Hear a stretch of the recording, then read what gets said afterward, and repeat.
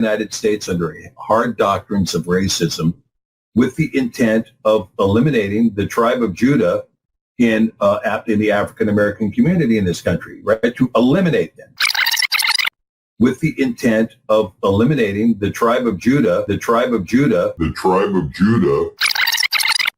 with the intent. We're finishing now part 2, chapter 2. And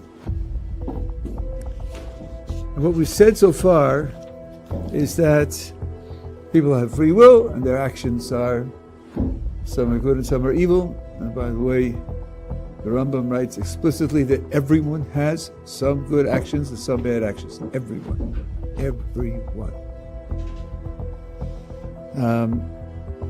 And he takes it for granted that there'll be a variety. And we talked about the fact that this world and the next world are asymmetrical. The next world is where the majority of a person's actions, which determine his identity, are compensated. For the righteous, they exist in the world to come and they're rewarded. And for those whose major complexion is black, are excluded from the world to come. This is where I'm starting now. Now, let me throw this out there. Okay. I'm not saying that the Jews we know today as Ashkenazi Jews are not Israelites. I know that Hebrew Israelite theology says they're not, that they are imposters, and they go so far as to say they are the synagogue of Satan mentioned in Revelation 2.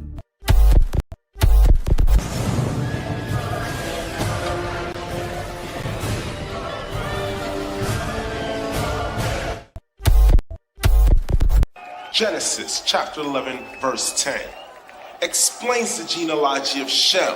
Shem was a black man in Africa. If you repeat this fact, they can't laugh at you. If you repeat this fact, they can't laugh at you. If you repeat this fact, they can't laugh at you. Want to say peace and blessings to you guys. See my brother Ashby, Elder Ashby, that's up in Boston. I see you logging off. Apologies, I wanted to get here earlier. Got on here kind of late. Had some unexpected things that came up. So my apologies for starting extremely late tonight. So Brother Ashby, really appreciate you. You and Amos show. Just give my love to her and appreciate you. Let's connect tomorrow. But want to say peace and blessings to you guys. Hope and pray all is well. Pray that you guys had a blessed Shabbat. We had a great Shabbat. So much to cover tonight. And I'm going to have to kind of piece it together as far as like kind of what I mean by piece together, put my presentation together on the fly. Didn't have enough time to really put the presentation together like I would normally do. And so I'm going to kind of like, kind of freestyle it, freelance it a little bit, so, but it's so much to cover, family. And I'm sure you guys have, if you haven't, some of you guys already watched the video, the interview with Dr. Fred Price Jr. with I believe he's a pastor, but goes by the name of Ezekiel. I'm sure you guys saw the interview, and we're gonna just kind of do a reaction to some of the things that was mentioned. And I want to make this clear. I want to preface this by stating that this is not here to. I'm not here to bash anyone. This is not a rally to bash Pastor Price, right? But I do want to just kind of talk about and address some of the things that was stated inside that interview, right? So I want to make it clear, because oftentimes when you can see both sides of the narrative, that if you're addressing something that may be questionable, in terms of something that you may not agree with totally, then all of a sudden you are treated a certain way. You're referred to in a certain light, and that's not what we're going to do here. All right. So we're going to, I'm going to respect you guys just like you guys are going to respect me. And we're going to respect Pastor Price We're going to respect him because, truth be told, it's easy to say what you would do, kind of that if I were you type approach when it comes to certain situations. He's done a lot with his ministry. His father really did a lot as far as laying the groundwork for a lot of us today to be able to speak on these things in the way that we speak, in the manner that we speak. And for some of you guys that may not be familiar with, his father pretty much sacrificed a thriving televangelist ministry that was one of the top ministries online, on television in the world. So once he began to go into a series, I believe it was called Race. I can't remember the full name. I played a couple of videos, but it was Race and something else in the Bible. But he really, did like a 1-year series, and he went in, and he helped get the narrative. He and others like Dr. Emmanuel, we can name some others that really laid the foundation early on before many really came into this awakening. So he, I want to just preface this again, that this is not a video to bash anyone. And I'm just going to ask those that are here, that's going to come here and watch this video, that's going to be inside the chat. Let's be respectful. Not everyone is going to agree with the things that I teach. That's fine. You're entitled to your opinion. Now, we'll say just because you don't agree doesn't mean that you're right. You know what I mean? It doesn't mean that I am wrong, because I've had that a lot, with showing facts. And some would still say, hey, I disagree. And I would say to them, just because you disagree doesn't make you right, doesn't make me wrong. But let's let the facts speak for itself. But with that being said, before we get started, I'm going to go ahead and bring in Brian Scholar and Sister Carol. I see them in the back here. So let me bring them on before we get started. Let me bring them on. All right. Want to say peace and blessings, Brian Scholar and Sister Carol. Want to say peace and blessings to you guys. Peace and blessings to you, my brothers. How are you doing tonight? Doing great. Doing great. Good. Doing great. So, when I saw the Michael Jackson movie earlier. So, good. Yeah. So brought back some memories of the 70s and 80s. Yeah. Memories. Shalom, I guess I got my mic on now. Oh, you got your mic on now? Are you mean your dance, or you meaning? I took off my glove a little while ago. Okay. All right. It looked like you was about to do a little moonwalk, even though before it was called the moonwalk, it was called the backsliding. But it looked like you're about to, hit a high note, a high note, Yeah, I because my knees, man. You talking about? Yeah. Well, and Brian Scott, it sound like your mic clipping a little bit. So I don't know if you want to give me a test before we get started. Testing 1 2 3. Testing 1 2 3. All right. Sound you're good. It just sounded like it was clipping a little bit. All right, family. So I want to say this again. Let's be respectful in the comment section. Let's be respectful if you hear something that you don't agree with. Sometimes we can be the worst critics among each other. Sometimes we just take the narrative way out of left field. That's not what we're going to do tonight. But we are going to cover a lot. And like I said, I'm going to just kind of like piece this together a little bit, kind of freestyle. But I'm going to show a clip here, and we're going to use this clip to get started with. Let me go ahead and bring this clip up. All right. So I may follow up with some other clips, but let's bring this clip up here. It was some things that was stated that, I think it'd be a great discussion piece that we could go off of. Let's start with this first clip here. This is where I'm starting now. Now, let me throw this out there. Okay. I'm not saying that the Jews we know today as Ashkenazi Jews are not Israelites. I know that Hebrew Israelite theology says they're not. that they are imposters, and they go so far as to say they are the synagogue of Satan mentioned in Revelation 2. All right. So it's so much to unpack, family. All right. So I'm going to pull some sources. We'll deal with the Ashkenazi discussion here in a little bit. But I want to start with a thing that he pointed out. Right. He stated that and kind of alluded to that the talking points of the synagogue of Satan started with the Hebrew Israelites, right? And the other thing that kind of I see happening a lot is referring to the Hebrew Israelites as if it's a religion. You know, being a Hebrew Israelite is not a religion. It's not a religion. It's an ethnicity. It's based upon bloodline. All right. So I just want to be clear. You know, I want to reiterate that point. Being a Hebrew Israelite is bloodline.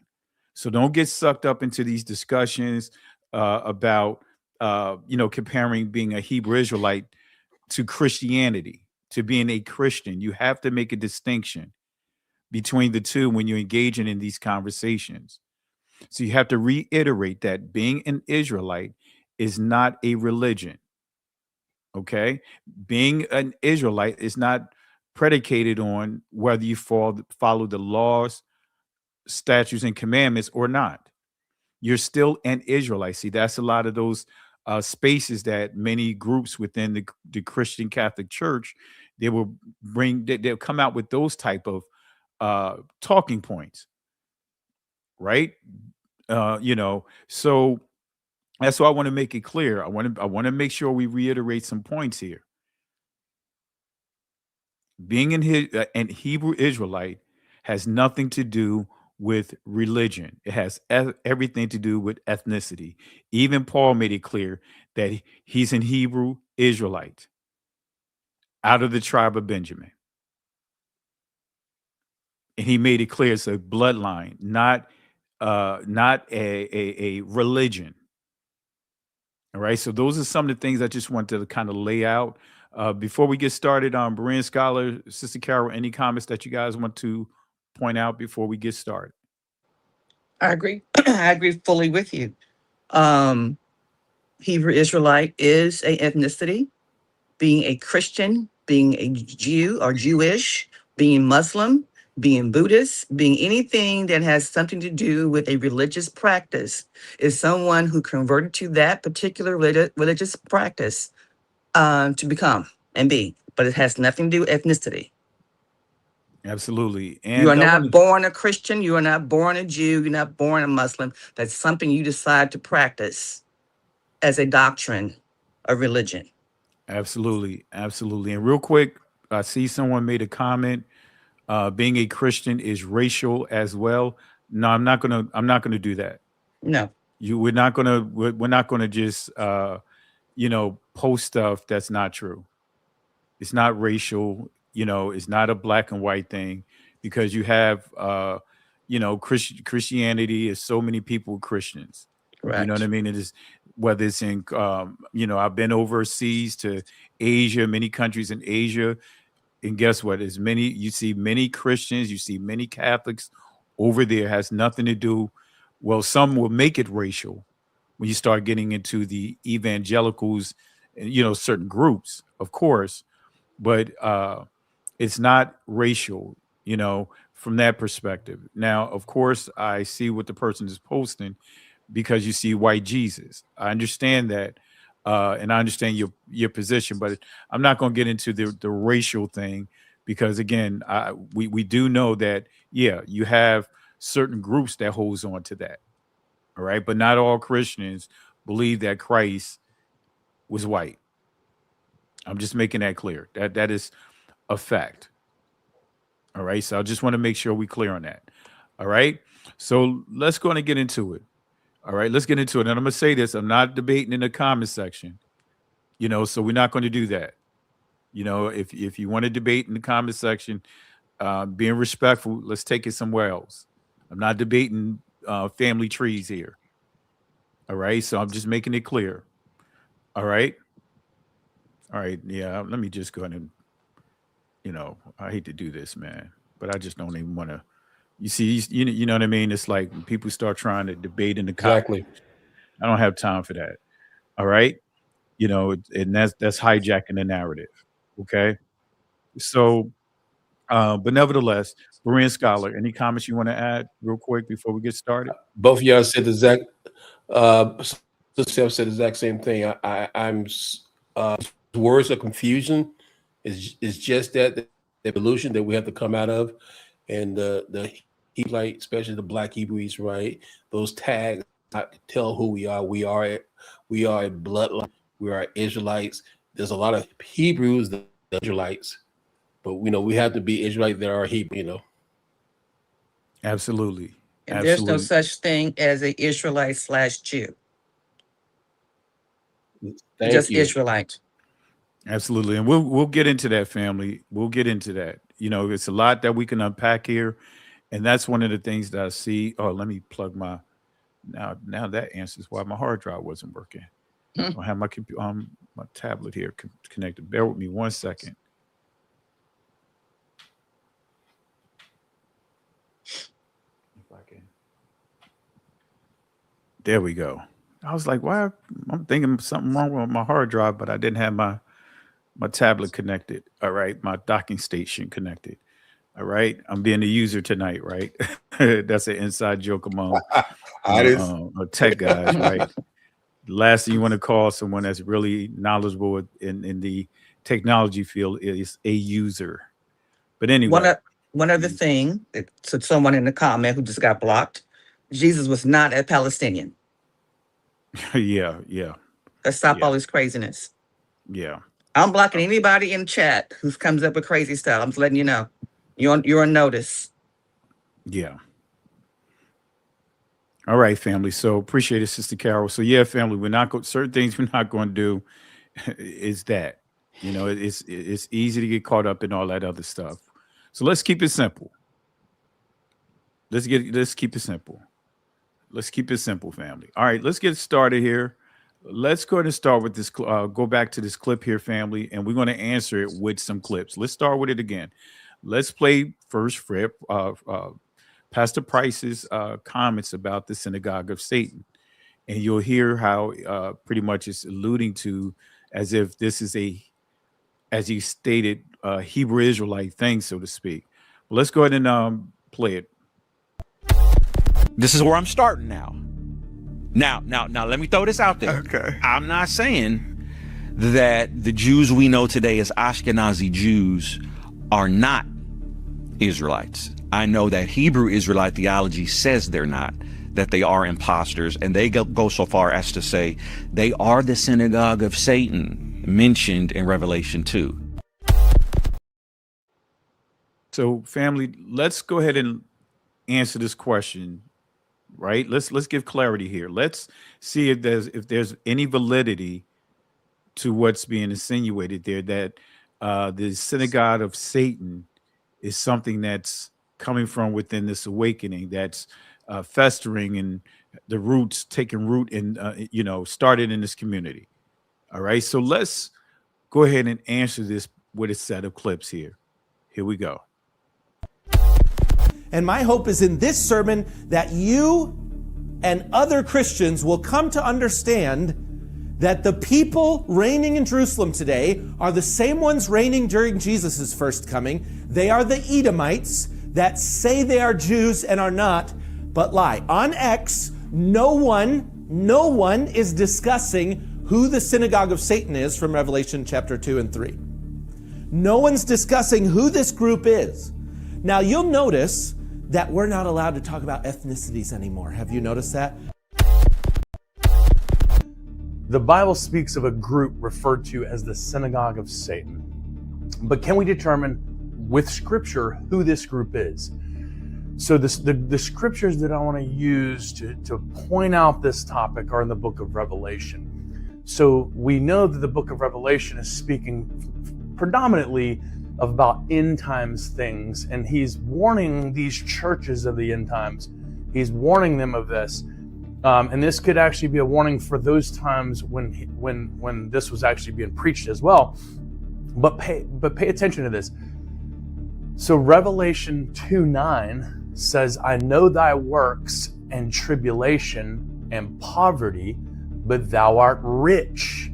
And I know the blasphemy of them which say they are Jews and are not, but are the synagogue of Satan. But the people that are living in Israel right now, or in Jerusalem, in that area right now, who practice Talmudic Judaism, come from the Ashkenazi tribe, who are descendants of Japheth through his son Gomer, and therefore they are not biblical Jews, meaning coming from the line of Shem or a Shemite. I know the blasphemy of them which say they are Jews and are not, but are of the synagogue of Satan. For you to say that those Jews are God's people, that Judaism is a godly religion, is blasphemy against the name of the Lord Jesus Christ.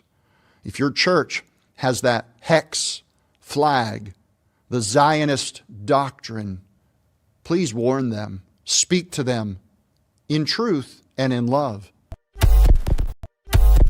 And so when he's saying he's coming to redeem, while he would say, redeem Israel, O God, out of all their troubles. First thing they need to be redeemed at, more dangerous than Hamas, more dangerous than Muslim neighbors, are internal these, and there's another biblical name, these who say they are Jews and are not.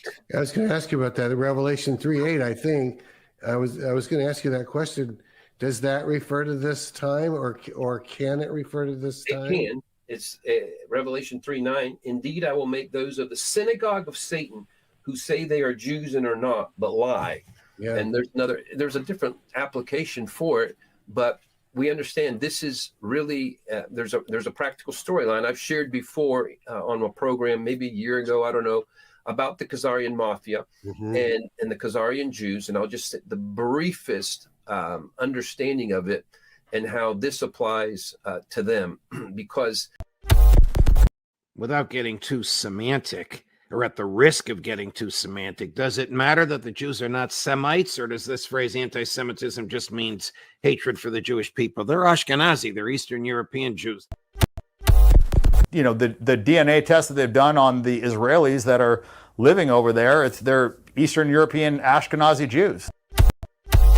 And here's what I would like to say to you, Rabbi, since you're quoting scripture, okay? The one that's relevant to me is, woe unto them that call evil good and good evil, that put darkness for light and light for darkness. And if you'd like to dive into a little more scripture, I think what's relevant is Revelation 3:9. Behold, I will make them of the synagogue of Satan, which say they are Jews and are not, but do lie. And I'm speaking directly to you, Rabbi Shmuley. Revelation 3:9. Behold, I will make them of the synagogue of Satan, which say they are Jews and are not, but do lie. Revelation 3:9. Behold, I will make them of the synagogue of Satan, which say they are Jews and are not, but do lie. And I'm speaking directly to you, Rabbi Shmuley. The Khazarians, they are not Hebrews at all. I want you to look it up and educate yourself and understand that the majority of the people that live in the modern day state of Israel are actually Europeans, and they do not practice anything from the Bible. The majority of them are absolutely atheists. All right, so now, is it just the Israelites that are teaching? Is it just the Israelites that are teaching that the synagogue of Satan, right? The 1948ers is what I refer to as the people that's occupying the territory. You know, I use that for a reason, 1948ers. All right. Now, with that being said, right, did that synagogue of Satan originate with the Hebrew Israelites, so to speak? Or is it more of a universal teaching that's coming from different areas? What do you guys think? I think I answered that with the clips. Now I got other sources. I didn't have time to put that add those sources here, but I do have a book that is titled "Synagogue of Satan." Yep. I have the And same that book. book gives a lot of information to where it gave so much information that it, one of my sources got banned. Remember, Sister Kara had a whole video series on the Yes, I know. Synagogue of Satan based Wow. on that book. Yep. And they literally gave me, they took the videos down and gave me strikes to go along with it. Exactly. See, family, if we're not careful, and this is what happens in like a lot of those spaces, like when we're dealing with Christianity, they really began to try to create a straw man. And that straw man is make the Hebrew Israelites into a religion. And then you just throw everything at it to see what would stick. Exactly. Right. Exactly. So I just shared some clips. Now I got endless numbers of clips of Christian pastors calling the people over there, stating that the 1948ers are not the people of the book. You even heard one pastor say that they're Edomites. Correct. Because normally when you hear or them talk about the Edomites and hey, they saying, the people over there is being called Edomites. Oh, they got to be a camp. Right. Got to be someone in awakening. And now the new thing, they're Canaanites. Yeah, that's the new thing right now. That's the new thing. Yeah. But you guys see where I'm going at here. Many of these so-called talking points that many are using to try to create this straw man that's they already created, and now they can argue against it as if that is something that's isolated here. All right, so it's not. Now, any comments, Berean Scholar, Sister Carol? Any additional comments? No, you right on the money. I really said, Pastor, this is it's a straw man. Also, that there's a roadblock that a lot of people with this putting the us coming to awaken of who we are as a ethnicity, as a bloodline, as people, and trying to put us in a religion. And sometimes our who so-called teaches this awakening, they say things that confuse. Your mic is clipping, Berean Scholar. Try turning your mic down just a little bit. Maybe I think your mic is clipping. Or is it just me, Sister Carol? No, it's definitely him. It's going in and out. Yeah, your mic is going in and out. Let me try this. Does it sound better now? Yes. All right, you got to stop. You got to stop with the Dixie cup and string. You come And a long way. And I want you to know I've upgraded. Okay. Sister Carol now she went from the Dixie cups to what? The plastic cups? Yep. But I bought her. There you go again. Yeah, you're going you sound in like and a out robot again. Say what you get. See, you start kind of come at me. See, Let me take it. But anyway, family, but getting back to the point though, this is where we have to listen with intelligence and not allow our emotions get the best of us, because that's what many of them try to, when we dealing with a lot of these different spaces. And Sister Carol, Berean Scholar, you guys know I dealt with this for a long time, these certain groups out there, and really took things into the mud to make things nasty and ugly because of not being able to address the information. So again, and I'm not saying that about Pastor Price, just want to make that clear, but I am addressing what he said about the synagogue of Satan. So as we see here, family, that is not something that originated here in our community. Correct. That's being spoken right across the board. Now, correct me if I'm wrong. Did Candace Owens mention that she's a Hebrew Israelite as of yet? I haven't heard it yet that I know of. Not once. And we heard her say to Rabbi Shmuley, she threw Revelation 2 and 9 on him. Yep. And she didn't use this. She didn't just use this in that one discussion. She's made reference to the synagogue of Satan several times in different videos. Yes, she has. All right. So family, that's why we have to listen with intelligence. All right. Now I'm going to bring in another clip here, something that is stated here. Let me see if I can bring it up here. And I'm gonna have to look for an old slide while I do this here. Yes, a lot of trolls, right? Yeah. And we don't. It looks from my end, don't look like we have a lot of people in the live No, tonight. because I got rid of all the trolls. You don't have anybody on the chat. They're all listening though. Let's see here. Let's see here. What's the next one that we want to hit on? We'll double back on the Ashkenazis. We'll say that for last. But let's go to another thing here, family. Let me play this clip. This is where my studies have taken me. I believe one of the sons from the union between Abraham and Keturah in Genesis 25. One of those sons is named Epher, E-P-H-E-R. Some spell his name as A-F-E-R, Africa. And so I believe that through Abraham, the rest of Africa was populated. All right, family. So you guys heard what he said about Afer. You know, almost like a little spin on KRS-One. Africa. KRS-One. Overseer, officer. I'm in my hip hop mode tonight. But let me give you context to what he said.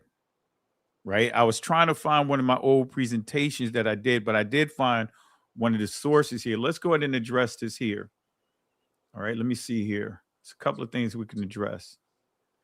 All right, yes, it's the very next slide. Let's go here. Because is he correct about what he just pointed out? You know, because he didn't give any sources, but I want to share with you guys some sources here because some of you guys that have been following We Woke now for quite some time, I addressed this.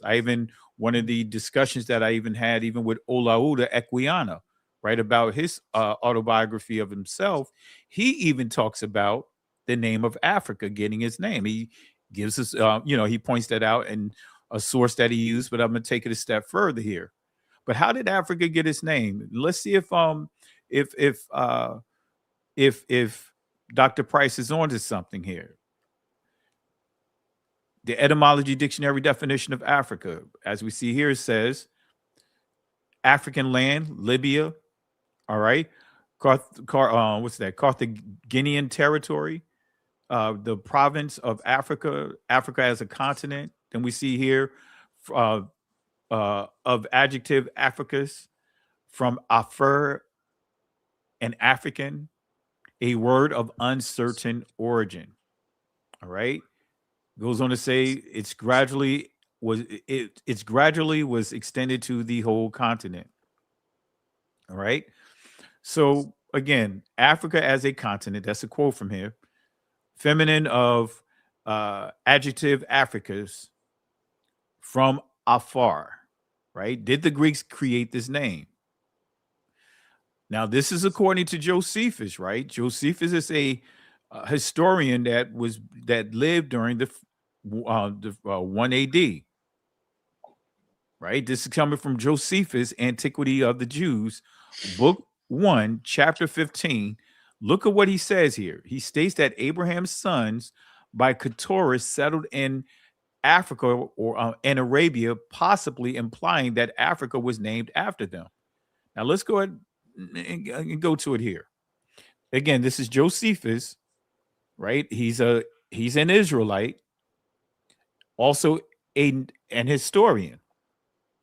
So it says here, the country of Africa took its name because these men were auxiliaries of Hercules when he fought against Libya and Ateas, and that Hercules married Afra, daughter daughter, and of her he begat a son, Diodorus, and that Sophon was his son, from whom that barbarous people called Sophacians were dominated. All right. But it goes on to say here, and this is the key: Malchus, who wrote a history of the Jews in agreement with the history of Moses, their legislator, relates that there were many sons born to Abraham by Keturah. Nay, he names three of them: Aphir and Surim and Japhron. That from Surim was the land of Assyria, dominated, and from that, and that from the other two, Aphir and Japron, the country of Africa took its name.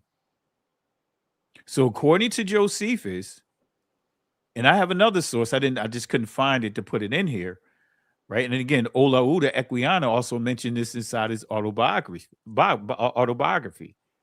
So according to Josephus, he's stating and pointing out that Africa name came from from this son, the name of Abraham's son, by way of his wife Keturah.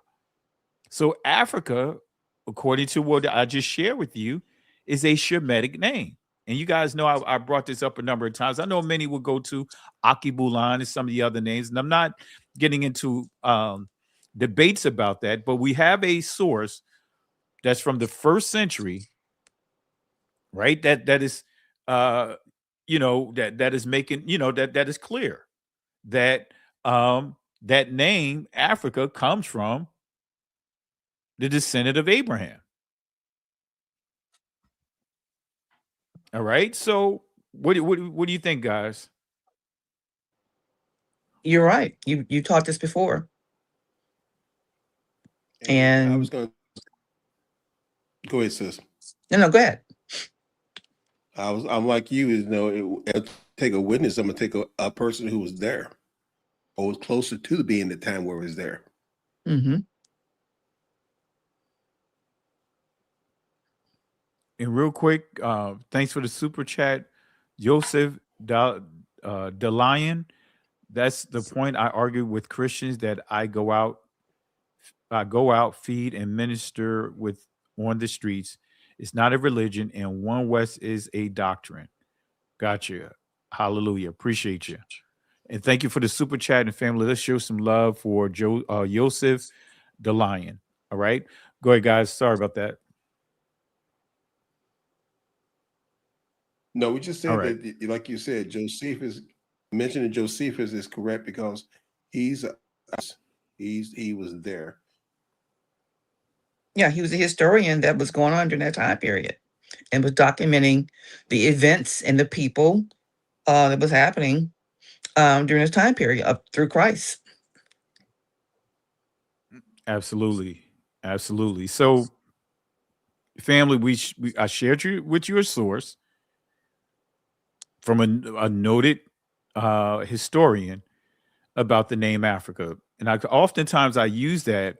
Sister Carrie, you know this from the past, that when, for example, we got some brothers and sisters that's in this awakening that can kind of like take a supremacist approach when you mention the name Africa and associate it with Israel. Right. Absolutely. Israel is in what is called Africa of today. We know that landmass went through a number of names. It was also called Ethiopia. It was called Egypt. Whatever's the dominant society, tend to, the name tend to connect with or is used rather. Right. So, but here we just gave you a source from the 1st century about the name Africa. All right. Yeah, the trolls are really out here, man. Mm-hmm. All right. Just had to put someone out here. They out here. According to the cartographer who wrote the map, that person may be from England, or if he's from Greece, the name's gonna change too. Exactly. What map you see? Because you go to the old maps, you can see different names. That's cartographer's language. Now, for the most part, when you get to like the 17th century, those older maps, you'll see Ethiopia, Correct. right? Exactly. So, but again, it went through a number of names, family. That's the point that we want to make here. And so when you look here about, as I asked this question, is the original name Akibulan? That's what many would default to, right? But European explorers and historians from the Greek and Roman periods did not mention Akibulan as the name of the continent. Instead, names such as Ethiopia, Libya, or Ifriqa or Ifriqiya were commonly used. So I'm just giving you some history here. All right. While Akibulan is sometimes presented as the original indigenous name of Africa, no concrete historical evidence confirms it was widely used across the continent. So is the PH or F sound original to the name Africa? Now that's just getting some additional information, but it's not. So when the PH sound, it was introduced in the ancient Hebrew, right? Excuse me. Is that the question? Yeah, I got this an old presentation I copied over to here. So when was the PH sound or the sound introduced in ancient Hebrew? The Israeli pay or that's getting some other stuff. I'm not trying to go down the language point path here. That's what I was doing here. All right, let me fast forward here, family. Oh yeah, but just so that way you guys know, the PH sound in ancient Hebrew is a later development that came through Greek and Europeans. Right? So when you hear that PH or F sound, that's not an original sound. All right? That's what this is saying here. Okay? But the other thing that we see, some of the things that we see that many struggle with, Sister Carol, you alluded to earlier about the word Jew. Mm-hmm. And when you listen to what Dr. Price mentioned, right? Because in his, and I didn't put it all here, in that interview, he really made some comments about Israel being diverse. Yes. You know what I mean? Yes. Because they mingle with all these different groups. Yeah, exactly. Intermarried. Now, I Basically will what he say says. this, family. When you really study the scriptures, right, you have what is called the mixed multitude. And the mixed multitude was identified. Israel identified, for the most part, those that was mixed with other groups among them. But when we start really understanding who's who, what makes an Israelite, right? It starts with the father. Always. The father determines bloodline Israelites. Well, we could prove that. Numbers chapter 27, verse 8 through 11. And thou shalt speak unto the children of Israel, saying, if a man die, and we could go to Numbers chapter 1 and also Numbers chapter 2 as well. But look at this. If a man die and have no son, then ye shall cause his inheritance to pass unto his daughter. And if he had no daughter, then ye shall give his inheritance unto his brethren. And if he have no brethren, then ye shall give his inheritance unto his father's brethren. And if his father has no brethren, then ye shall give his inheritance unto his kinsman that is next to him of his family, and he shall possess it. And it shall be unto the children of Israel a statute of judgment, as Yahweh commanded Moses. All right, so that's one of the things that we tend to see, especially when we start getting into those spaces of Christianity, especially when they try to come at the Israelites. They'll use those type of arguments of stating that, well, Israel, they'll default to the northern kingdom as if the northern kingdom got totally absorbed by the Assyrians. That's not true. Many of them didn't return back to Jerusalem, but guess what? Let's just remove the northern kingdom from there. Nehemiah makes it clear that there was a remnant of all the tribes that occupied Jerusalem. Let me say that again. Nehemiah makes it clear that there was a remnant of all the tribes that occupied Jerusalem. Every tribe was represented in the capital of Israel at that time, which was Jerusalem.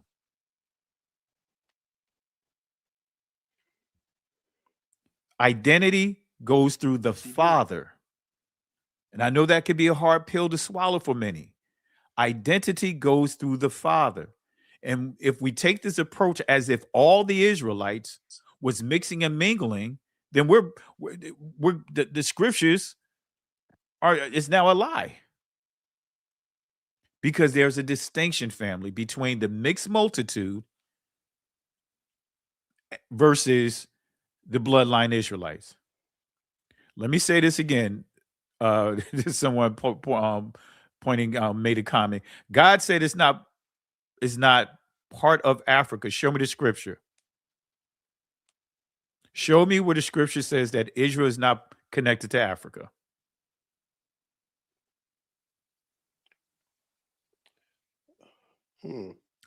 I just want to know where the scripture is. Israel is not all of Africa. Israel is in Africa, just like Egypt is in Africa. Ethiopia is in Africa. Libya is in Africa. And if you want to go further with that Fertile Crest that they tried to create to remove the so-called Arabic territories away from Africa, all of that was part of Africa.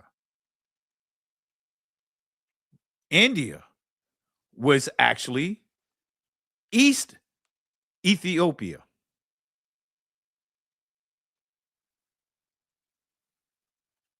So just want to make sure we're on the same page. Any comments, guys?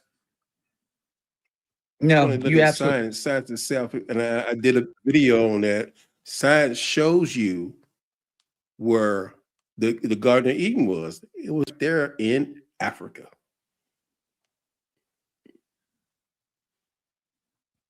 Now, that's right, Canaan. Canaan is Africa. And you know, it's interesting how suddenly these, at one time, these same Europeans that came up with the Hamitic hypothesis by saying that Ham was black, now all of a sudden, now we're seeing those same communities that fall up under Ham, now all of a sudden they're Caucasians. Have you guys noticed that? Mm-hmm. Now, so all of a sudden, all Hamitic people are now more and more becoming Caucasians. Exactly. Starting with the Canaanites. How did the Canaanites now become these people? Europeans. Exactly. Have you guys noticed that in the chat? If you guys noticed that, type 1, that more and more you see people now all of a sudden saying that the Canaanites are Caucasians.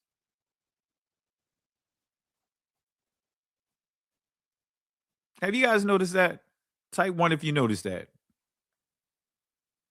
That's right. They constantly moving the goalposts. And what's sad about it is many of us start echoing those same talking points without any sources. All right. Let's see. What other? I got some videos here, family.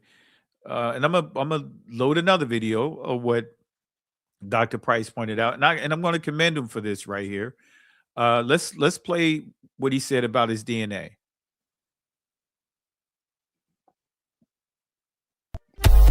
Bro, I've done my own historical DNA. I'm not talking about 23andMe and Ancestry. I'm talking about ancient DNA. There are products out there where you can go back further than what 23andMe and Ancestry can take you.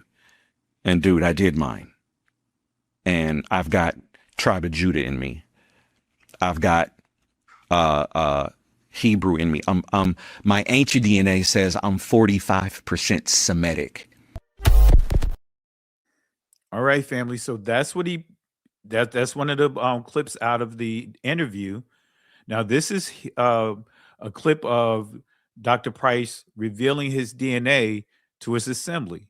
Now, if you want to watch the full video is on We Woke Now and is under I believe it's the lecture. I can't remember. But we'll try to post it inside the chat so that way you can watch the full video.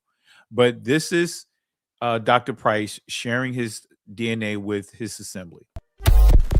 This is the tribe that the lion comes from. Now I'm showing you two images here because what this test does is, it's really detailed, and they'll show you your similarity with certain persons that they have found from ancient days. Some of the names, they just have named them because they didn't know what their names were. But I want to show you this. It says, of my average genetic similarity to the tribe of Judah, 21%. Dan, 2%. Zebulun, 6%. Levi, 12%. I believe I have similarity to Simeon too, but I can't find that image. But of Judah, 21%. Of the remaining tribes, it was all less than 1%. But it says my highest genetic similarity is with a woman by the name of Neka from the tribe of Judah. And that's a 40% similarity. Okay, so I have DNA evidence that I'm an Israelite. Now watch this. You think I'm the only one in this room? All right, any responses, guys? You cut him off right before he was going to stir some stuff up. You think I'm in this room? Yeah, it was a lengthy clip, so you know how it goes when you put these clips together. I try to keep it simple, but yeah, some of the clips can be pretty lengthy. Any comments, guys? I just find it kind of contradictory that he says that in his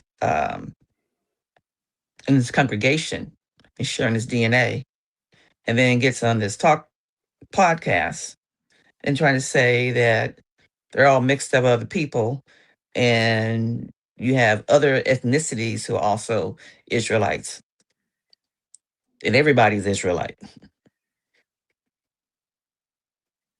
And then, but go back and say, but the Israelites are black and brown.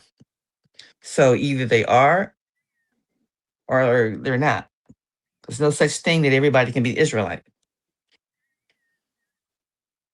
Okay. And Berin Scholar, any comments? She hit on the nail. She hit the nail on the head right there. DNA said if my family is one thing, everybody in my family is gonna be the same thing. Those phenotypes goes throughout the DNA train. And family, that's the key to when you start understanding DNA, right? One of the misunderstandings, and Sister Kara, I know this is your area because you the professor when it comes to the medical stuff. That's your area. I don't try to pretend that that's my strong point. Even though I'm familiar with a lot of things, but it doesn't make me an expert in that area. But according to DNA, when you start really understanding the DNA, it is impossible for the father, the man, to have multiple haplogroups. Correct. Right? Absolutely. The haplogroup, right? And family, hear me out on this. If you guys don't understand this, E1, we'll just say E. E represents a region. Mm-hmm. And that region was initially Northeast Africa. Correct.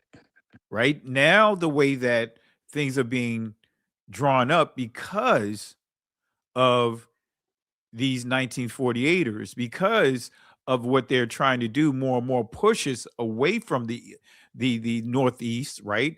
By 10 years, probably about 10 to 15 years after they created the E, because the first haplotype that was agreed and approved by the commission was the E. Mm-hmm. And in that haplogroup identified the Negroes that was discovered in the caves of what is called Galilee and Nazareth. The territories now that, some of the territories of Israel family. So they created J about 15 years later. They created that whole haplogroup and start trying to what? Use that as a way of trying to minimize and push E out the window. Thus, the issue that they tried to stir up with the limba. When actually the limba, this is why they didn't want to give them their results, their final results, because they kept trying to force them into the J, when actually the limba is E. But going back to my main point, you cannot have multiple haplogroups coming from a single father. Correct. If you have multiple haplogroups, then you're going to have to bring Maury Povich into it. We're going to have to, play some clips of "You Are Not the Father."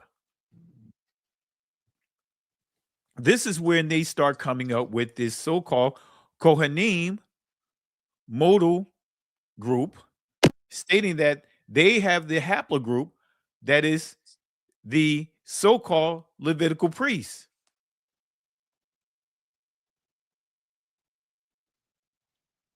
All right. Just want to say, for those that I see caps, if you can remove your caps, because your caps, what happens is when you understand the etiquettes with caps is like equivalent to yelling.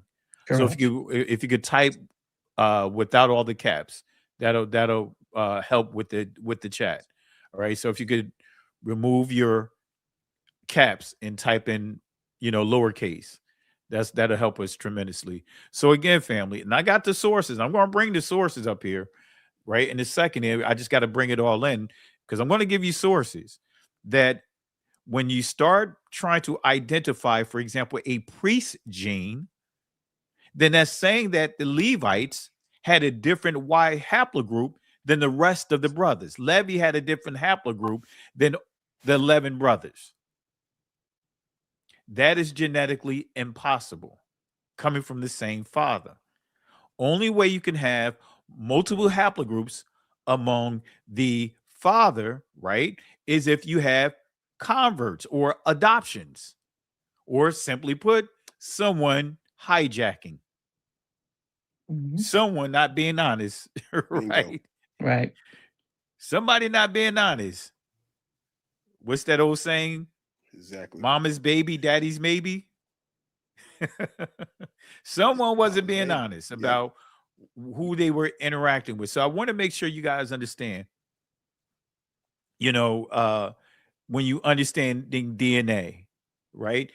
Haplogroups, right? The haplogroups, right, come through the men.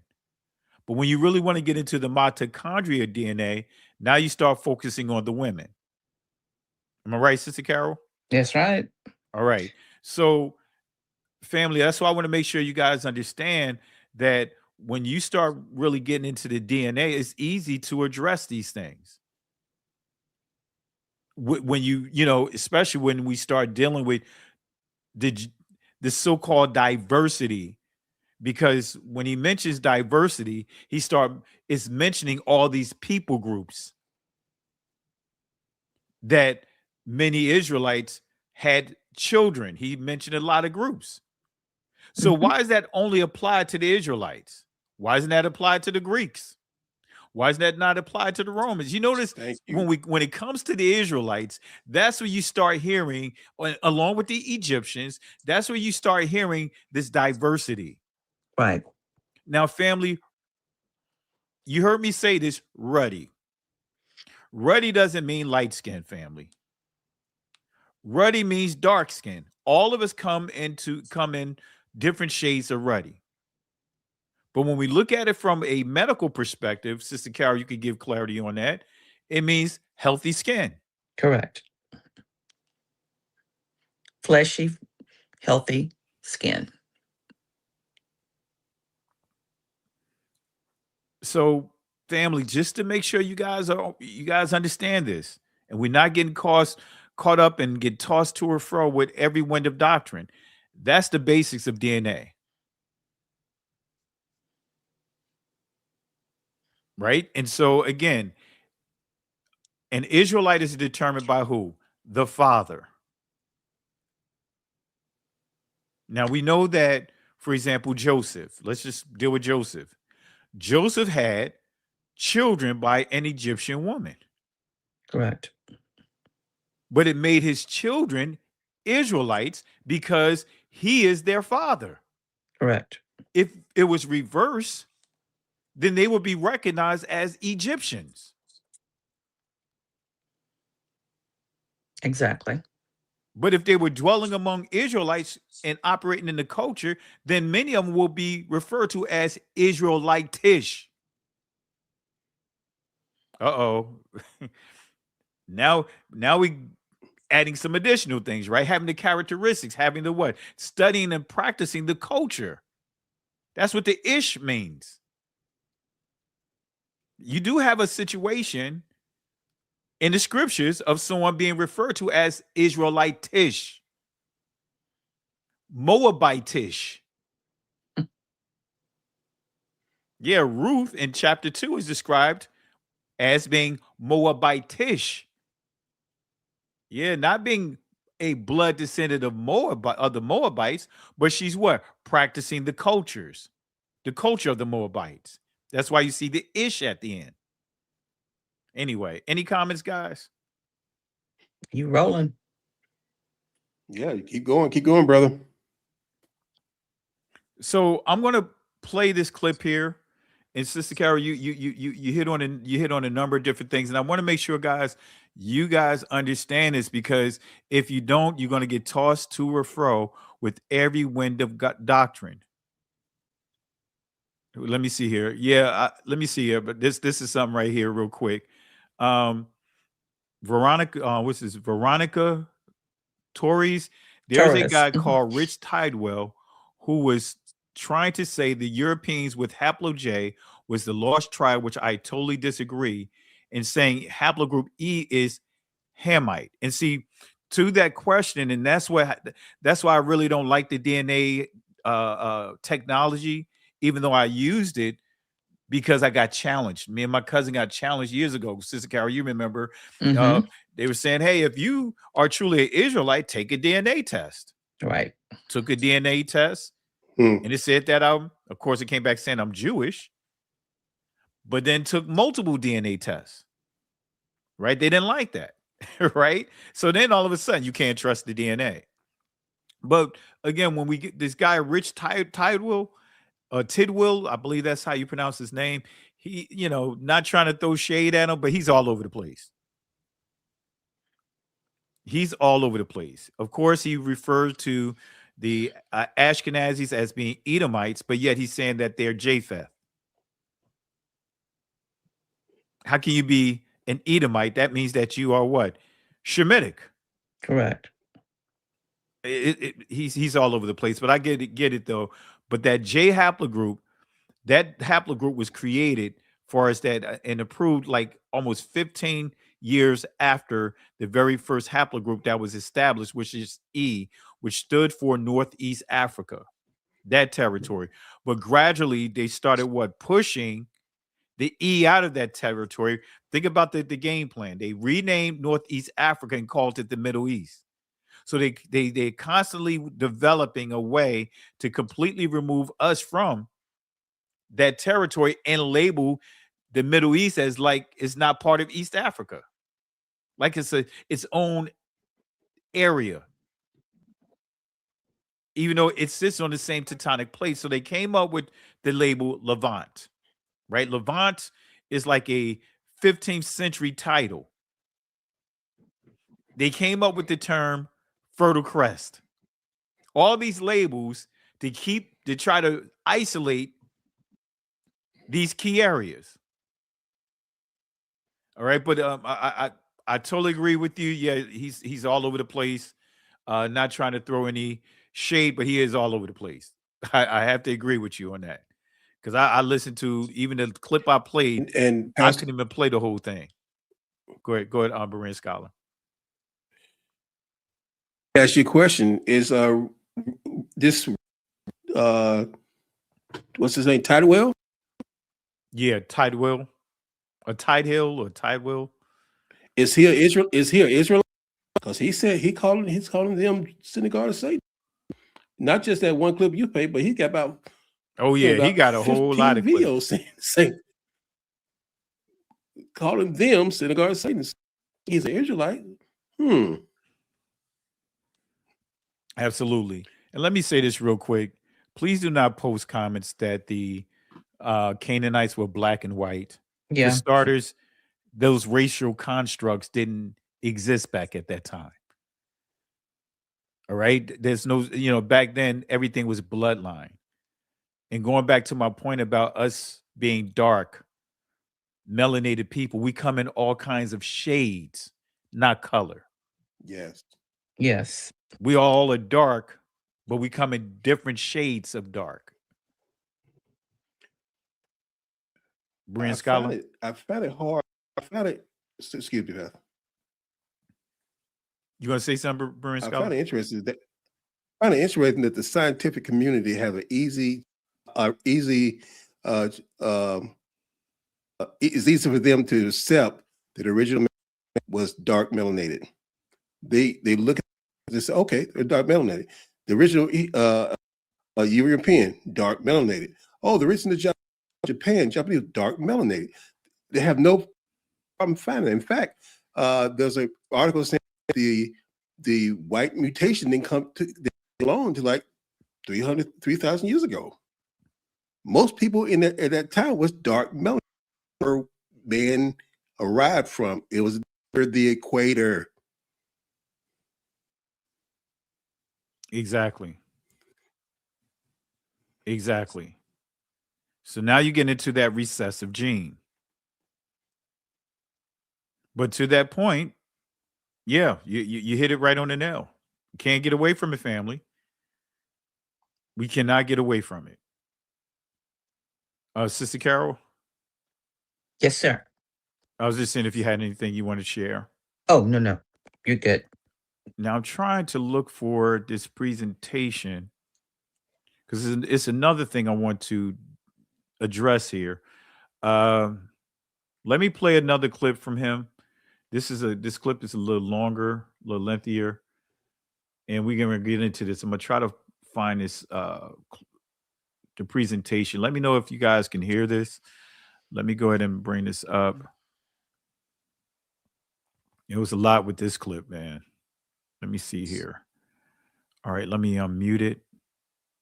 Let me know if you guys can hear this. All right. So, Acts 13. Can you guys hear that? Yes. All right, family. So we're going to try this again. Here we go. So, Acts 13. Let's go with like the first 5 or 6 verses. The scripture says there were certain prophets and teachers, and then it starts to list them.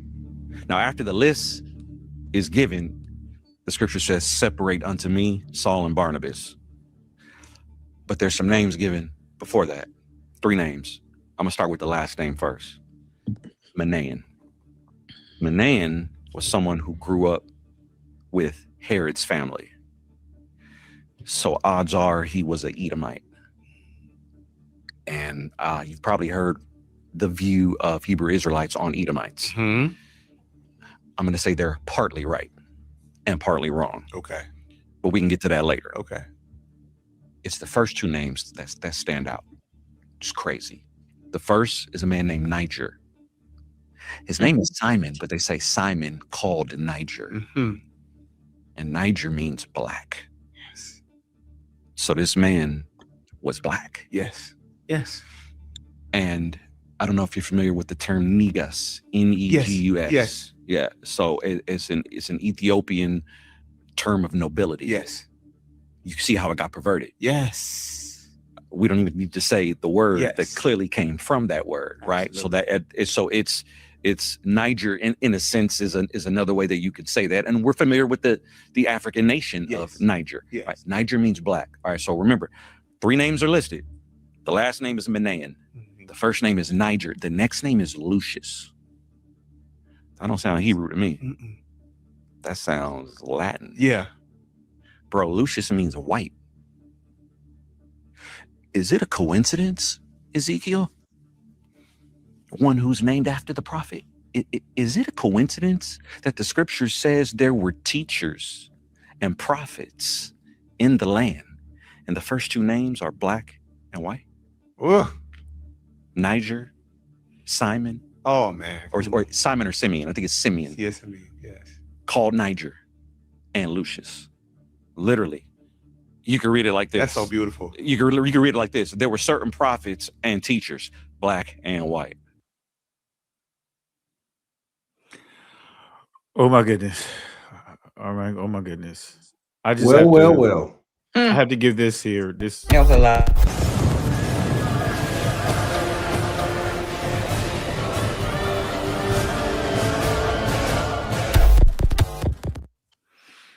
all right.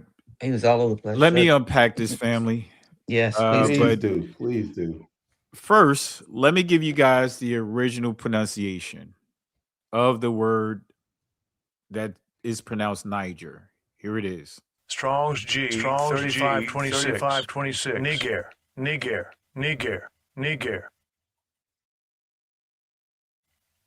Strong's G, 3526.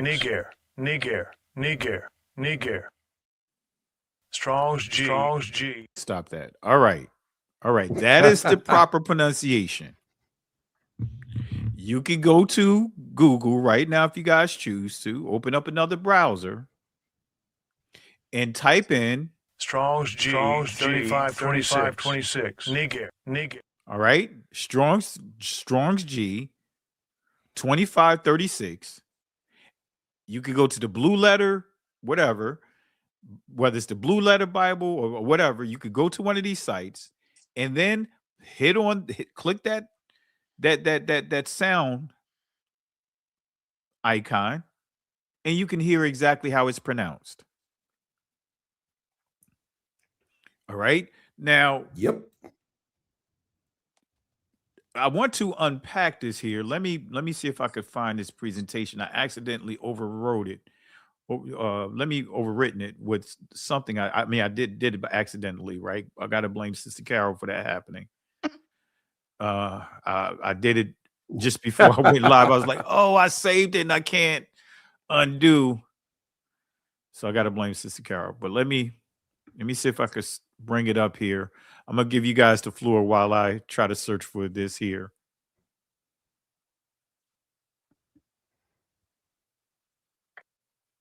All right. Any comments, guys, as we get ready, as I look for this presentation? I need to make a comment to Yeah, Gloria. Go ahead, sis. No, go ahead. No, go ahead. I want to say, go ahead. No, I was going to make a comment to this young lady in chat, Gloria Ya 7425. She has a question regarding, I'm making a statement rather. If a man is an Israelite descendant and has a child with any woman who is not an Israelite, that child is considered an Israelite, equals two descendant children of two Israelite parents. It'll be Israelite parent because his wife is not an Israelite. Remember, the child is coming from the father's seed. So it's like all of us have a last name for my father, to identify you as his. All children come from the father's seed. It's incubated in the mother's egg in her womb. But in order to do that, you have to have your father's seed. So those are his children. So all children come from the father. Whomever he implants becomes what he is. It's biology. Just want to let you know that.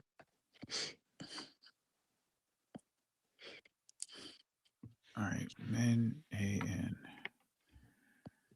All right, did I find it? To add to this, sis, we know that certain people try to say that it depends on the mother, but biblically, it's the father. No, it does not depend upon the mother. Mother does not carry seed. She carries the egg for the seed to implant. There are certain religions out there that said that. Oh, yes. I know, but I want to make that clear. You know what I'm talking about. Oh, yeah. I want to make that clear. Biology-wise, no woman can create a seed. She only can carry the seed of what's been implanted inside her egg. Only men carry children to be created.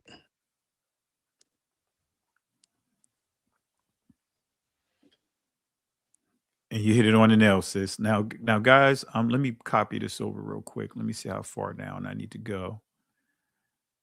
All right. And we'll deal with the Negus word as well, but we'll first unpack it with what he just pointed out. It's a lot to unpack. Let me see here. All right, let me copy this over. Hopefully this is the right one. If not, I have to search for another one, another presentation. Let's see. And if while this is you're the doing right it, one. I'm pulling up the scripture myself, man. Everybody in church be doing the same thing. Acts 13, verse 1. Yeah. Because we're not gonna believe what somebody say. We're gonna read the word for ourselves and All see what right. it says true. There we go. Now, family, let me walk you guys through here, right? And we'll deal with we'll double back on Negro, but in a second here. But I want to start with dealing with this other stuff, right? And this is where it can really throw a lot of confusion, place a lot of confusion into what we know about the scriptures. So let's go to Acts, right? And I want to show you guys something here, because of course we see here Simeon's name. It says here, Niger, Latin origin, black. And then we see Niger, a Christian, right? And this is where a lot of the confusion could come into play. Because does it make sense for them to say to an Israelite, okay, Simeon, you're black? It really doesn't make sense to me. But nevertheless, let's just go unpack this here, because when we really unpack this word Niger, you'll start understanding, family, how it's connected to Negus, because Negus is a Shemitic word, but Negus is also connected to Nagid or Nagad, which means it's a title. But we see here surname of the prophet Simeon. When did they have surnames? Berean scholar, when did they have surnames back at that time? That's a new one. Me, I was it when I saw that, I laughed. Surname. Family, this will be a title from a Hebraic school of thought. Because he's a leader, Nagad, Nagid. We'll get to that here in a second, family, but I want to just let's unpack this. Let's first, we see Simeon. He's a Hebrew, right, family? And as you see, his name is what? One in the Greek, it says the name of 5 Israelites. We see Simeon, Simon. So he is an Israelite, period. Okay? Right. And it says here, the second son of Jacob by Leah, one of Abraham's descendants. Number 3, the one who took the infant Jesus in his, in his arms in the temple, baby father Jesus. Number 4, a teacher at the church of Antioch. So they are acknowledging that Simeon is a what? Hebrew. And he's a what? Negro. Now, many in the church don't teach that he's an Israelite. He is a Hebrew. Correct. His title from a Hebraic school of thought would be Nagad, which is what? Captain, which is leader. That's the same title that King David had, King Saul had, even Zerubbabel, King David's great-grandson or whatever. Then we see here the original name of Peter the Apostle, okay? So Simeon is a Hebrew Israelite name, period, okay? Every text where the name Simeon is used, it's referring to an Israelite. So he's an Israelite, period. Was Simeon an Israelite? I just proved it. Was Simeon a proselyte? The key verse that proves this, that Simeon is an Israelite, but actually it should have been Barnabas. Barnabas is an Israelite as well, is here. Let's go to here because we already answered Simeon. But look at Barnabas. And when the Judeans were gone out of the synagogue, the Gentiles besought that these words might be preached to them the next Shabbat. Now, when the congregation was broken up, many of the Judeans and religious proselytes followed Paul and Barnabas, who, speaking to them, persuaded them to continue in the grace of Yahweh. The next day, or should I say the next Shabbat day, came almost the whole city together to hear the word of Yahweh. So it was the non-blood descendants of Israel, right, who was coming to the Mashkan asking to be taught on the Shabbat. Paul and Barnabas, Israelites, right? So verse 1 says, Barnabas, Simeon, Lucius, and Manaen were prophets and teachers. Barnabas was a Hebrew. Simeon was a Hebrew. Guess what? Lucius is a Hebrew. But the issue here is taking this name and making it into white. Exactly. And he said Manaen is a what? Edomite. Okay, let's unpack this. We prove Simeon is a Hebrew name, but what about the others? Are there any proof that Barnabas, Simeon, and Lucius and Manaen were Israelites? All right, let's go back to Barnabas. Acts chapter 4, verse 36. And Joseph, who was by the apostles, was surnamed Barnabas, which is being interpreted the son of consolation, a Levite of the country of Cyprus. So we just proved that Barnabas is what? An Israelite. He's a Levite. Israelite. A Levite. The tribe of Levite. And a famous name among the Levites is called Phineas. Right. Phineas is defined as Phineas the Negro. Anyway, so we see Barnabas is an Israelite. Did we just prove it, family? He's of the Levites and making no family, Cyprus. Okay. Now, Lucius of Cyrene, he was an Israelite. And we go to Acts chapter 2, verse 5 and 6. And there were dwelling at Jerusalem Judeans, devout men out of every nation under heaven. Now, when this was noise abroad, the multitude came together and were confounded because that every man heard them speak in his own language. So we have Israelites coming from what? All over the place. Right. Look at when we go down to verse 7 through 10. And they were all amazed and marveled, saying one to another, behold, are not all these which speak Galileans? And how we hear every man in our own tongue, wherein we were born. Parthians, Medes, Elamites, and the dwellers of Mesopotamia, Judea, Cappadocia, Pontus, Asia, Phrygia, Pamphylia, in Egypt. But look at what it says here. And in the parts of Libya about Cyrene. And strangers of Rome and of Rome, Judeans and proselytes. All right. So Cyrene, there's Cyrene again. Cyrene, let's break this down. So there is another key Israelite man from Cyrene. Matthew chapter 27, verse 32. And as they came out, they found a man of Cyrene, Simon by name. Him they compelled to bear his cross.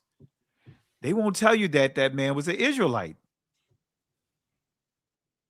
Am I right, Berean Scholar? They'll say the man that carried the cross for Jesus was a Negro. Bro. He was a black man, but they won't tell you he was an Israelite because Simon is the same name as Simeon. Correct.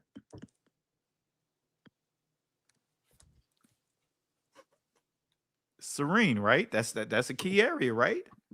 Yep. So Barnabas was from Cyprus. Lucius was from Cyrene, or Lucius was from Cyrene. Are there any proof that there were Israelites in Cyprus? So I got to prove this, right? Let's go back to Acts chapter 11, verse 19 and 20.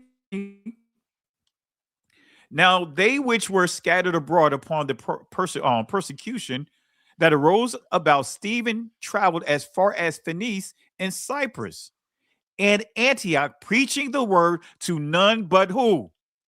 Is that a mic drop? To Judah only. To who? But isn't that the reason why they you came? guys correct me? Did I make a mistake? What does it say? They preached only to who? Judah. Come on, Isn't that family. the reason? Isn't that the reason why they came there? Was to talk to Judah, talk to the Israelites? Exactly. I just want to make sure I'm. Come on, family. What this is all about? That they were given a charge to go talk to the Negroes who went off to the other islands in place to get them back straight and come from among the Greeks who they were following and doing their ways. So it was Israelites talking to Israelites. And family, this completely obliterates this generic understanding of Matthew 28:19. That Christ just told his disciples, just go to anybody, go to all the world and baptize them in the name of the Father, Son, and the Holy Spirit. Mm-hmm. No, they were going to Israelites that are scattered. That's right. Look at here, family. Let me read it again. You open up your Bibles. We're having Bible study. We're having Torah study tonight. Open up Acts chapter 11, verse 19. And look at what it says. Now, they which were scattered abroad upon the persecution that arose about Stephen traveled as far as Phoenice, Cyprus, and Antioch, preaching the word to none but Judah only. That's it. These areas are where Israelites was. Correct. Come on, family. There's something special about you, Judah. Can't water this down, right? So let's continue here. And some of them were men of Cyprus and Cyrene, which when they were come to Antioch, spake unto the Grecians, preaching Adonai Yahushua. In other words, the Lord Jesus is what it transliterates to. But it says, and some of them were men of Cyprus, Cyrene, which then they were come to Antioch, spake unto the Grecians. So this is telling us that these are Israelites. It's preaching Christ to the Israelites. But we got to see what this word Grecian is, right? Because we see here, spake unto the Grecians. Who are the Grecians? Well, let's look at the definition of the word Grecians. Look at this here. Hellenists or Greek-speaking Jews or Judah, Yahawadah, Israelites. Because they're speaking who? To Israelites, to Judah only. Oh, well, we're knocking this thing down. We didn't even get to Jew or Gentile. Come on. So we identified that they were going directly to Israel only. Okay, all right. Look at here. One who imitates the manner and customs or the worship of the Greeks and use the Greek tongue.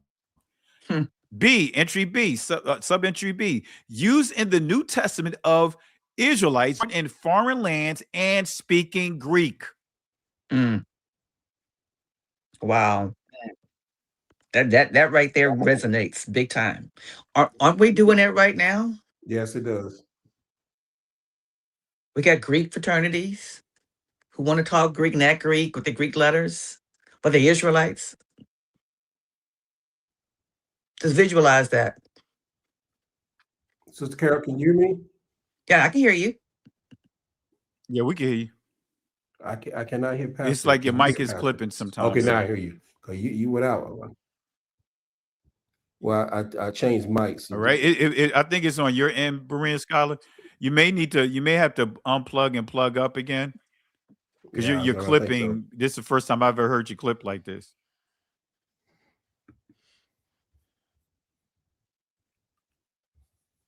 All right, so Go ahead. I'm seeing a comment here. Let's see here. Just like Paul, his name was never changed to Saul. That's right. His name wasn't changed. Right. You know, when you start understanding the culture, many of them went under different names under the Romans. He ain't never changed his name. Paul was a Benjamite. That's right. Out of The the whole tribe of time. Benjamin. Right. And Paul never professed to be a Christian. He said he was a follower of the way. Right. But you Like won't that see the word term. Christian in any of his letters. No. You will not see Paul mention the word Christian in any of his letters. He was a follower of the way. But anyway, family, let's get back to this here. So far we didn't identify that we're dealing with Israelites here in Antioch. But now I have to answer this other one, right? Because Dr. Price did say that Manaen was more than likely an Edomite, right? Yeah. That part. Because as we see here, Manaen, which had been brought up with Herod, was an Israelite. He and Herod was like basically childhood buddies. But remember, you had Edomites living among the Israelites. But let me continue. Let's go to Acts chapter 13 and 1. Let's see here again. We see here Manaen. It says here, Lucius of Cyrene and Manaen, which had been brought up with Herod the Tetrarch. Excuse me, butchering it here. All right. So was Manaen an Israelite or was he an Edomite?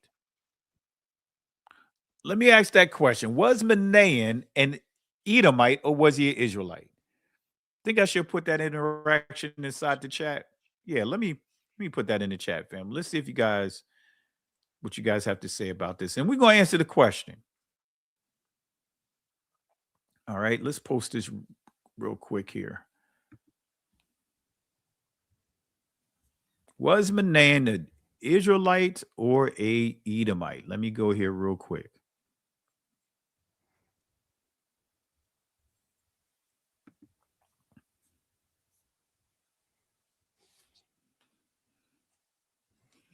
All right, I may not be able to go to it real quick because my stuff is moving slow.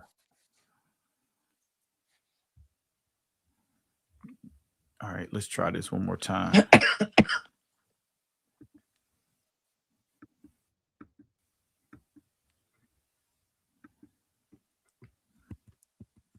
All right, and when it's moving slow like this, it means that they may block me. They All definitely right, let me messing with close me. this out.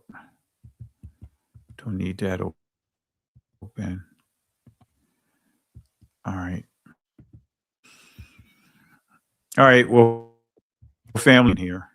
All right. Let me try one more time. If not, we'll just keep it moving. Let me see. All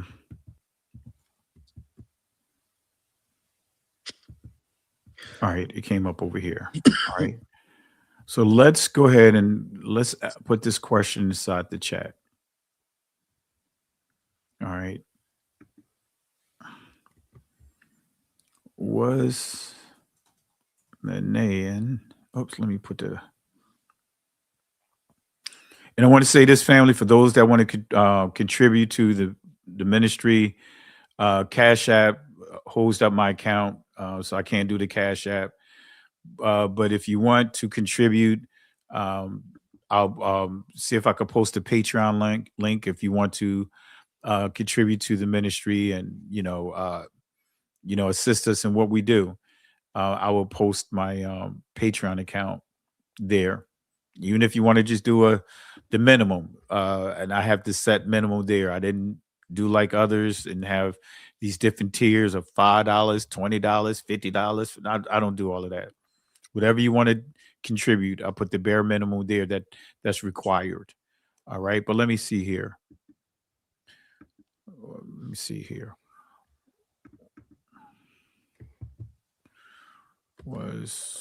I just put your Patreon link in there, Pastor. Appreciate it, Berean Scholar. Appreciate it. Who was Manaen? Israelite, Edomite.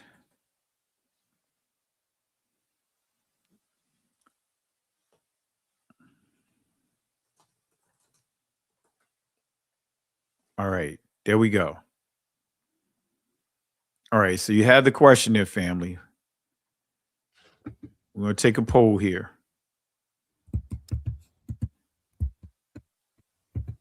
All right. So was Manaen an Israelite, Edomite, or some other ite? So we got more than enough people here. We should be able to get some participation here. We should be able to get at least 100 votes here. That'll be at more of an accurate sample. Right now we have 14. All right, so far we have 88% says Israelite, 4% says Edomite, and 8% says some other ite. All right. Right now we have 30 votes. If we could get it to 100, it takes no time, family. It doesn't cost you anything. All right, just a moment of your time just to hit the clicker. All right, so we have 34, but so far, majority of you guys are saying Israelites. 9% Edomite, 5% some other ite, a Houstonite. That's right. All watch right. out from then. All right. H-Town, baby. So we H-Townite. crossed over 50 votes. All right. So that's getting better. So far, the numbers are still holding. 87% Israelite, 9% Edomite, and 4% some other ite. You know, I had to add that in there, right? Give them an out, right? All right. All right. So we're just going to go ahead and answer the question. Don't want to prolong it here. Let's answer the question. All right. Was Manaen an Israelite? Let's go to Josephus, Antiquities of the Jews, page 565. And let's see what he says here. Paragraph 5. Now there was one of these Essenes, or Essenes, however you want to pronounce it, whose name was Manaen. Wait a minute. So it says Manaen was a what? Essene, or Essene. Let me read it again. Now there was one of these Essenes or Essenes whose name was Manaen, who had this testimony that he not only conducted his life after an excellent manner, but had the foreknowledge of future events given him by God also. This man once saw Herod when he was a child and going to school and saluted him as king of the Jews. But he, thinking that either he did not know him or that he was in jest, but put him in mind that he was but a private man. But Manaen smiled to himself and clapped him on the backside of it with his hand and said, however that be, thou wilt be king and will begin the reign happily, for God finds thee worthy of it. But look at this here. According to Josephus, Manaen was an Essene, or Essen, however you want to pronounce it. Now let's see what the Essenes are. Let's see who these people are. Let's go to Josephus. The works of Josephus, complete and unabridged. Look at what he says here. At this time, there were 3 sects among Judah who had different opinions concerning human actions. The one was called the sect of the Pharisees, and the other sect of the Sadducees, and the other sect of who? The Essenes, or Essenes. Wait a minute. So the Essenes, they are who? They're a group of Israelites. Yep.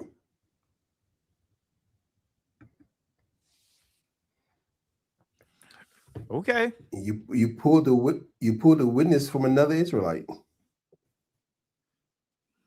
Another Israelite bearing witness, saying that he is an Israelite. He didn't say he was an Edomite. He said he was an Israelite, and the sect of Israelites he was connected to was the Essenes. Did we just prove that? So Manaen was Essen, and Essens are Essenes. Excuse me. Manaen was an Essen, and Essenes are Israelites. Okay. So Barnabas, Simeon, Lucius, Manaen, they all were Israelites. Now, the thing that Pastor Price stated was Lucius' name means white, luminous. How did that get to skin complexion? Brent Scott, look like you can say something. I see you got. I'm holding back. You got that. You got holding that. Back the laughter. Okay, because you got that. That what's that car? The 98s. You got that 98 lane right now. Yeah, leaning back when you said that. I said, you got that. Wow. Did we just prove that all of these guys are Israelites? So how can we take someone because they have a name? Remember, they Hellenized, right? The Grecians were Hellenized, right? How can you take the name Lucius and say that this person is Caucasian because of his name? Even though those constructs didn't exist at that time.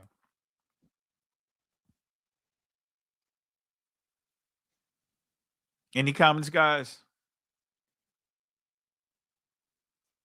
That delusion is strong in our people, and well, I know it is a mistake because our educational systems, if you want to call them that. In fact, today, if anybody on this chat would Google Josephus, you're gonna see a picture of a white man in a turban. Absolutely. I'm looking at the picture you have up, Pastor. I mean, but they couldn't do that. But Josephus was an Israelite, and like you said, that name Lucius is still an Israelite. Paul was born in Syria, in Tarsus, in the area of Rome.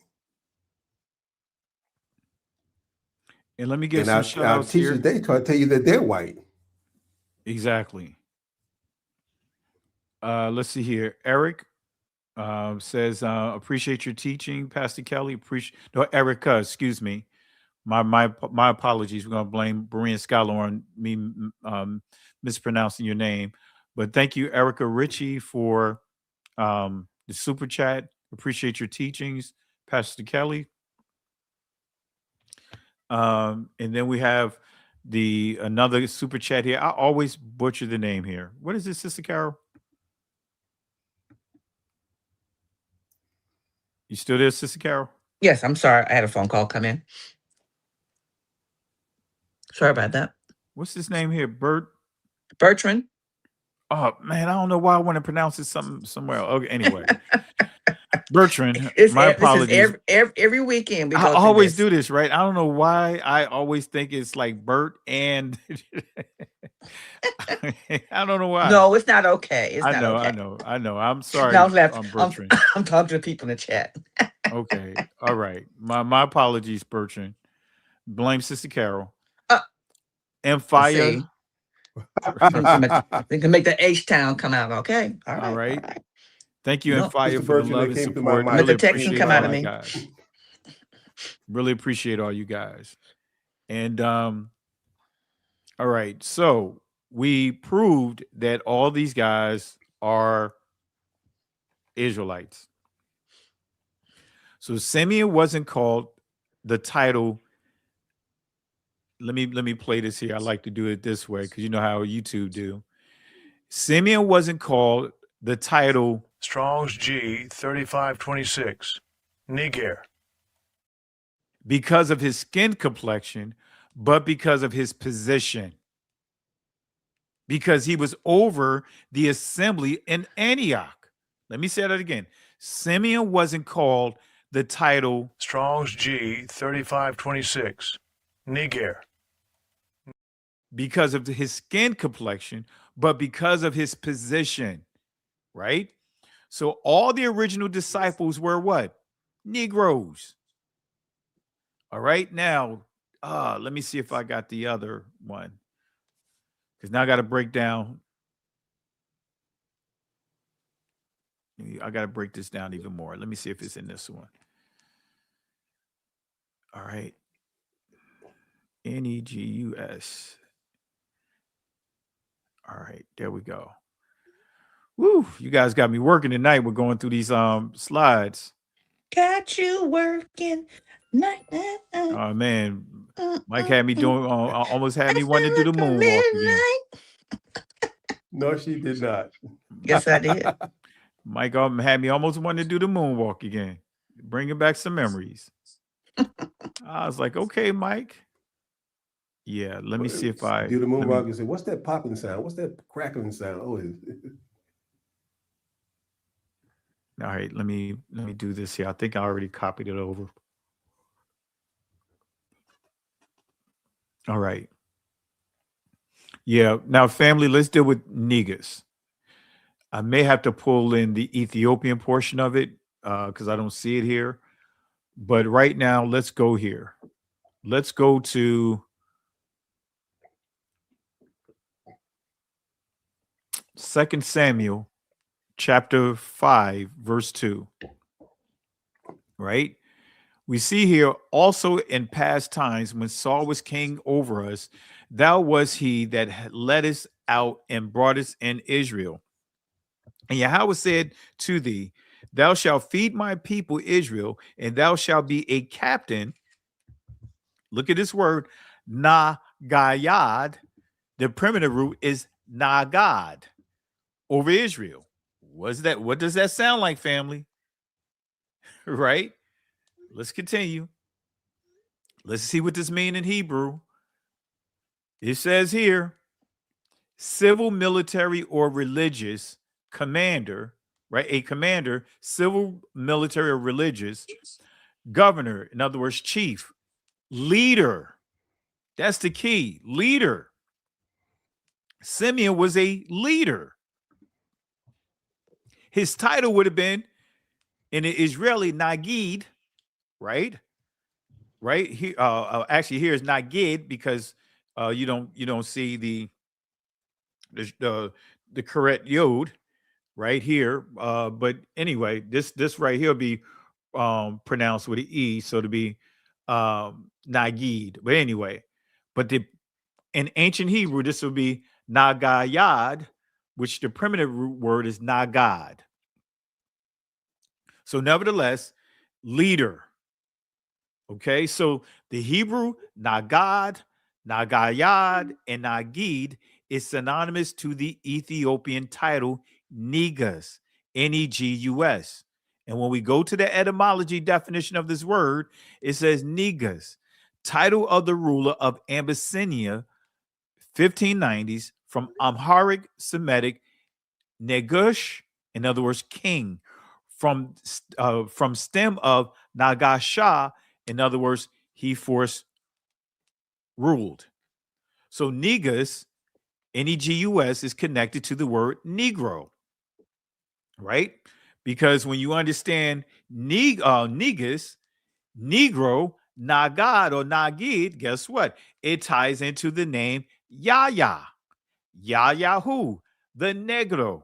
I'll try to get a little fancy with it, right? Try to put a roll with it, but the Negro.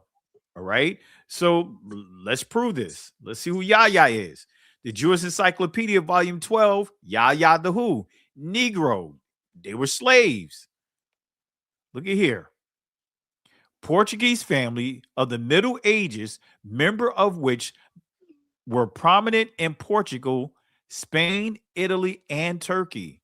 Certain individuals of the family bore the additional cognomen Negro with reference to the Moors, from whom several of their estates had been obtained. The more prominent members of the family are as follows. So we see Yahya, right?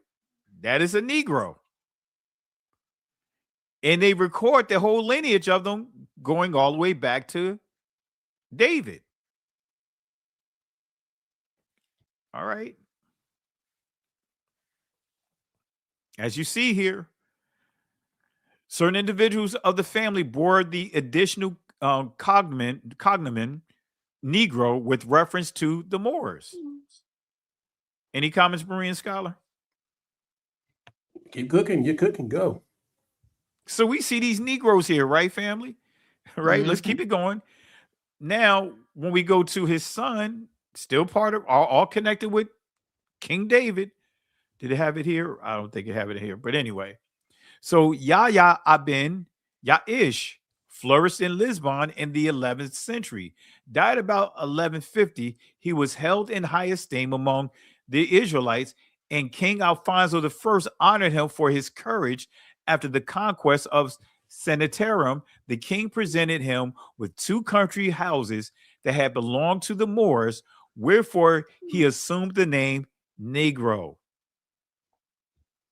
Then we have Joseph ben Yahya ha-Zakin, grandson of Yahya ben Ya'ish, lived in Lisbon in the middle of the 13th century, who was so wealthy that he built a synagogue. All right, we know it wasn't called the synagogue, but anyway, at his own expense. He was the author of a Talmudic commentary that no longer exists. Go figure, right? The Negro Talmud, that Talmudic piece of work, just so happened to disappear. All right, King Alfonso honored him for his courage after the conquest. You know, that's the key point I want to point out. But again, it says here, it says here, the king presented him with 2 country houses that belonged to the Moors, wherefore he assumed the name Negro. And then we go further with this about Portugal. The influence of the canonical law was felt much later here than in Spain, and not so violently until the expulsion. There were no active hostilities against the Jews in Portugal. Alfonso Henriques, the conqueror and the first king of Portugal, found Jews already settled in Sanitarium, Lisbon. But giving some additional information here. But the key that I want to point out here, when you start looking here, these guys, they were noble. They was very respectful. But then others began not to see them that way, because it goes here and say he pursued the tolerant policies of his grandfather Alfonso VI of Castile, and issued letters for protection to the Jews, also to the Moors of Pharaoh. So you see that they were used to carry out tasks for the king. There was like a special group of Israelites, Negroes, who were used to go out, and that was tasked by the king. He moreover employed Jews in his service, as for instance, Dam Yahya Ibn Ya'ish, ancestors widely branching Yahya's family, who was the receiver of customs, and to whom he gave 2 estates which had belonged to the Moors. So it's saying here that he sent them out on task. It goes on to say, who employed Jews as farmers of the taxes and as tax collectors, although under him the hostile attitude of the church began to be felt. But nevertheless, family, these are Negroes here. These are Negroes. Aldeos dos Negro actually translates to village of the blacks. Right? That as I read this this area here, where is it? Where is it? Right here. When it says, and to whom he gave 2 estates, Aldeas dos Negros, that actually transliterates to the village of the blacks. Anyway, I don't need to keep beating that dead horse, do I, guys? Mm-mm. Now, there's more than one witness. It's been established. You know, but you see, this is tying in to how you start seeing how they start shifting towards the Yaya's descendants, these Negroes. You know, I'm not going to read all of this. I was trying to get to a key point here. Let me see. Do I want to get into all of this? Oh, that's getting into the lost tribe stuff. All right. What do you think, guys? Do you guys want to play any more? Want me to play any more of his videos, or do I need? Or did we pretty much? I think you landed the plane, and now I'm going to guide you to the gate. All right, we got a flight delay. Got some we went through the turbulence. We went through the turbulence. We got a layover. We got an extended layover. No layovers. We have been flying this plane. We've been in a rainstorm. We've had fog. The pilots are tired. The airline attendants are tired. Spirit is gone. It's time to come on, and it's to the gate. Want to give a shout out here. See a couple more super chats here. Butter, want to thank you for the contribution tonight. Really appreciate you. Thank you again. And let's see here. Dant, thank you for the super sticker. And I thank everyone that contributed tonight. Family, let's show some love for the contributions we received tonight. Thank you guys again. Really appreciate the love and support. Really appreciate you guys. Now, I will say this. I pray deeply that he sees this video. I hope he hears my voice. If he is listening, if he does decide to listen to the chat, this particular live tonight, and then reach out to you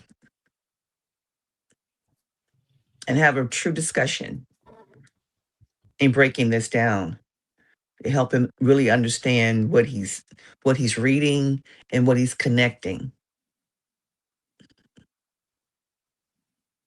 before he go any further out there.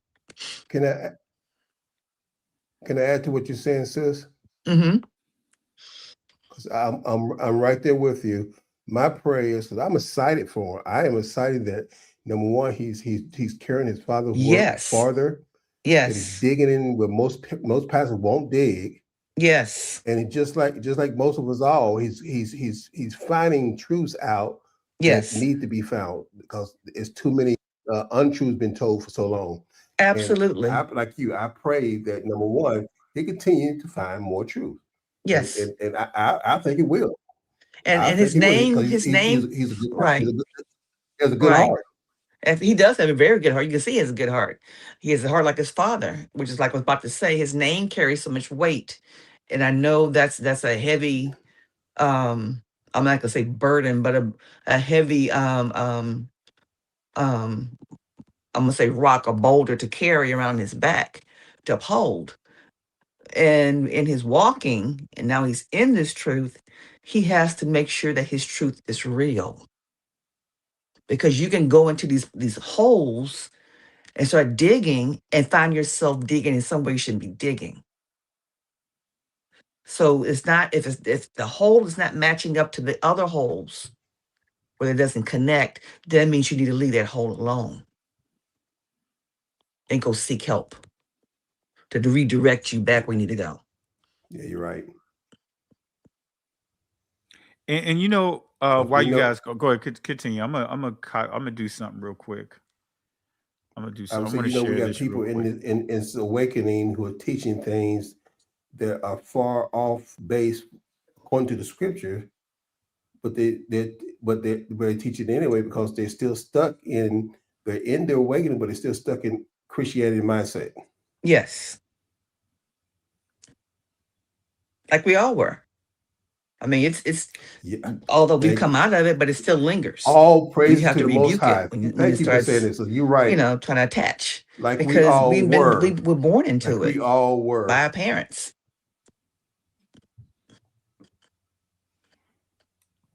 But, as without the child, spoken child, any child, a reason You a guys still child. But there? when I became a man, I put away childish thing.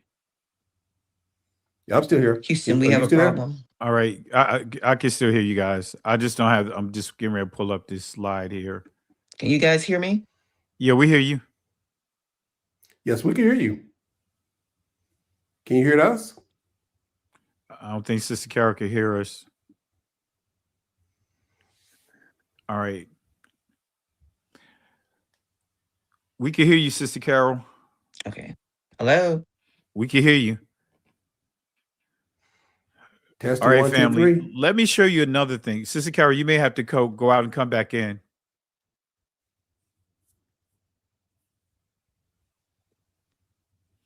Brian Scott, I don't have my phone with me. If you could text her, she may have to go out and come back in. I get up. I get up. All right, so family, let's real quick deal with the grafted in. I'm not going to go through this whole presentation. The slide is up there, but I want to show you something real quick. Many will go to Romans chapter 11, and they will use this with grafted in. And I want to tell you, Romans chapter 11 has nothing to do with non-blood descendants of Israel. Now, I'm not saying salvation is not extended to them. I want to be clear about that. But what I want to make sure you guys understand, this is all dealing with Israel. This is dealing with Joseph, right? When you start seeing about the wild olive tree, right? This is dealing with Joseph, Ephraim, and Manasseh, right? Because there's some nuggets here. There's some nuggets here. Let me break it down real quick. Let me see if I could go back a little bit. I want to make sure. All right. All right, that's dealing with the word church. I'm not going to break down the church. All right. So Romans chapter 11, verse 25. Look at what it says here. For I would not, brethren, that ye should be ignorant of this mystery, lest ye should be wise in your own conceit, that blindness in part is happened to Israel until the fullness of the Gentiles be come in. Now, according to this, many will take this as if this is dealing with all the nations outside of bloodline Israelites. But I'm going to show you, family, that this is all about Israel here. This is dealing with Joseph and his sons Ephraim and Manasseh, the twins. Look at this here. Who are the Gentiles in this text? Let's go to Romans 16 through 21 and break this down real quick. For if the first fruit be holy, the lump is also holy.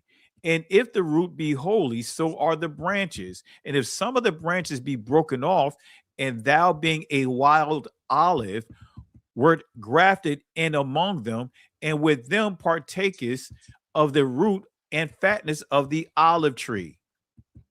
Boast not against the branches, but if thou boast, thou bearest not the root, but the root thee, thou wilt say then, the branches were broken off that I might be grafted in. Verse 20.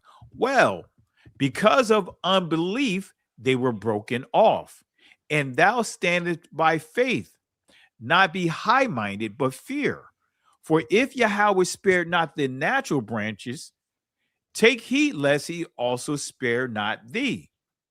So this chapter begins with Apostle Paul stressing that Yahweh did not divorce Israel. Context is everything, family. We got to get away from so many of these preachers. And I want to make it clear, I'm not dealing with Fred Price here. I want to make sure when I say this, we have so many leaders because he's very astute in the word. I'm just being clear. But we need to get a lot of these preachers that's giving this word. They'll talk about exegesis, or exegesis, right?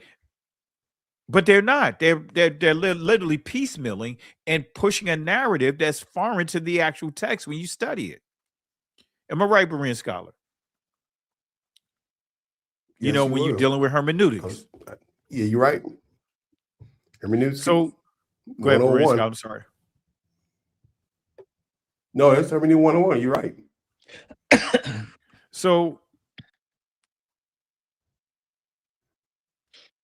all right, we're not going to call names here. Come on, family. Let's not do that.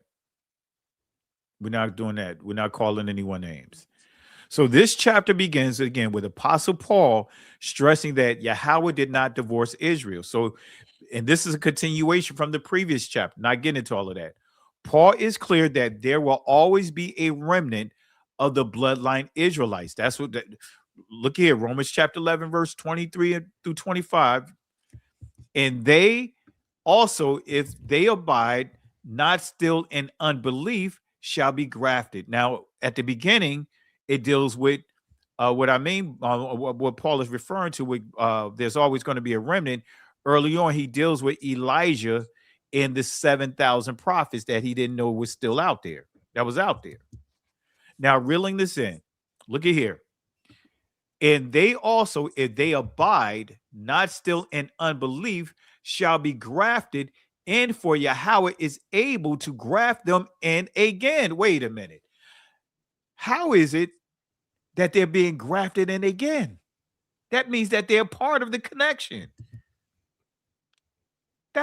This verse right here kills that whole argument that this is dealing with non-blood Israelites, non-bloodline Israelites. This is all about Israel. You can't put something back into its place if it was never there. That's why it says here, and they also, if they abide not still in unbelief, shall be grafted in, for Yahweh is able to graft them in again. Bring them back. Because when you study Ephraim was off the chain. But not going to get into the details. Verse 24, for if thou were cut off of the olive tree, which is wild by nature, and were grafted contrary to nature into a good olive tree, how much more shall be the natural branches be grafted into their own olive tree? All right. Remember, family, Ephraim and Manasseh was elevated to be what? Have a seat at the table with with Jacob's sons. Because remember, Reuben had an inappropriate relationship. Right. So he lost the blessing of being what? The firstborn. So now these two got a seat at the table. They were what? Grafted. They were adopted. Anyway, and Paul deals with that in 2 chapters prior in Romans chapter 9. Anyway, for I would not, brethren, that ye should be ignorant of this mystery, lest ye should be wise in your own conceits, that blindness in part is happened to Israel until the fullness of the Gentiles be come in. Now, let's break this down real quick. We're going to knock this out the park. Here we go. The Greek definition of fullness. Let's see what fullness means. Right? It says here, repletion or completion, multitude, period, fulfilling, full, fullness. Take a snapshot of this, family, because we getting ready to drop a mic here. Paul is clear that all of Israel, both the house of Judah and the house of Israel, has been blinded to the truth for a period of time. Paul also says that the wild olive branch will continue to be grafted in to cultivate into the cultivated olive tree to replace those branches broken off until the fullness of the Gentiles had been added. Here's a key breadcrumb, right? In the Greek definition of fullness, we see the word multitude, right? What is the Hebrew definition? What is the Hebrew word for the word multitude that aligns with this definition? Well, it's malah. Malah lines right up with the Greek word. I can't remember the Greek word. Let me go back here. Pleroma. Pleroma, as you see here, multitude, right? So let's bring this all together, family. As we wrap this up, Mala connects to pleroma. Excuse me if I butcher it. Here it is. Fullness, fullness, multitude. Uh-oh. Now we got to go to the scripture. Here's the mic drop right here. Who are the Gentiles in Apostle Paul's Romans 11 teaching? Who is he referring to? Is it the church? No. In this text, who are the Gentiles? Ethnos. Genesis chapter 48, verse 17 through 19. Here's the mic drop. We're going to see Mala here. And when Joseph saw that his father laid his right hand upon the head of Ephraim, it pleased him, and he held up his father's hand and removed it from Ephraim's head to Manasseh's head. And Joseph said unto his father, not so, my father, for this is the firstborn. Put thy right hand upon his head. And when his father refused and said, I know it, my son, I know it. He also shall become a people, and he also shall be great. But truly his younger brother shall be greater than he, and his seed shall become a multitude. Look at here, Mala or Mala'ah means fulfill of nations. Oh, come on, fam. That's the mic drop right here. This is what Paul is dealing with. Paul is dealing with Ephraim and Manasseh. Because when you read about what happened to Ephraim, Ephraim began what? To get into all kinds of idolatry. Read the book of Hosea. Then the Most High said, hey, I am Elohim. Your transliteration would say God, not man. The northern kingdom, guess what? They went through a number of names. They was also called Ephraim because Ephraim was a very large group. Ephraim and Manasseh was a very large group. So we just dropped the mic right here. We just dropped the mic right here. All right. Let me see. Do I want to get into all of that? No, we're not going to get into here. But anyway, the Gentiles in this text is Ephraim. So Jacob on his deathbed blessed Ephraim when he adopted him and his brother Manasseh, and he spoke the blessing over Ephraim that his offsprings would become the fullness of the nations. How does this connect to the adoption or grafting? What blessing did Jacob give Manasseh and Ephraim when he blessed them? The double portion, the birthright of Reuben, was entitled to receive for being the firstborn. And we're going to drop the mic and close it out with this. Joshua 17, verse 14 through 17. Look at this. And the children of Joseph spake unto Joshua, saying, why hast thou given me one lot and one portion to inherit, saying, I am a great people, for as much as Yahweh hath blessed me hitherto? And Joshua answered them, if thou be a great people, then get thee up to the wood country and cut down for thyself in the land of the Perizzites and of the giants, if Mount Ephraim be too narrow for thee. So he extended their territory. And the children of Joseph said, the hill is not enough, and all the Canaanites that dwell in the land of the valley have chariots of iron. All right. And they both are of Beth Shean in her towns, and they who are of the valley of Jezreel. All right. But the key here, thou art a great people, and has great power, thou shalt not have one lot only. So this is what Joshua is saying to Ephraim and Manasseh. Here's the kicker. Right? All right, I'm not going to get into this. You guys already know this about Reuben, but I want to close this out with this. Chronicles chapter 1, First Chronicles chapter 5, verse 1 and 2. Now the sons of Reuben, the firstborn of Israel, for he was the firstborn, but for as much as he defiled his father's bed, his birthright was given unto the sons of Joseph, right? The son of Israel. And the genealogy is not to be reckoned after the birthright. That's a mic drop, family, right? For Judah prevailed above his brethren, and of him came the chief ruler, but the birthright was who? Joseph. All right. So the birthright was given to who? Joseph's sons, Ephraim and Manasseh. Reuben messed up. Ephraim and Manasseh got adopted, right? Grafted to what? The original. Got a seat at the table. They eat with the adults. They don't have to sit on the newspaper or on the or on the towel on the floor while everybody eating the big meal at the big table. You mean at the card table? Yeah, yeah. That fold out table. Exactly. So, family, we just proved it, right? We just proved it. This is the Tanakh. I'm not going to go into all of this. We're not going to go into all of this. So that's why I wanted to, family, bring this home, because it says chief ruler. This is dealing with Judah. Judah said it mentioned the chief ruler. Now we go all the way back to what that word is again. Nagid. Nagad. Because it says here about, let me go back a little bit. It says here, through Judah became more powerful, though Judah became more powerful than his brothers, and a leader, Nagayad, came from him. In other words, chief ruler came from him. The head Negro, I can't say it like I want to say it because of YouTube, but we know who's in charge. So we're going to stop right here, family. I'm glad you brought that up, Pastor.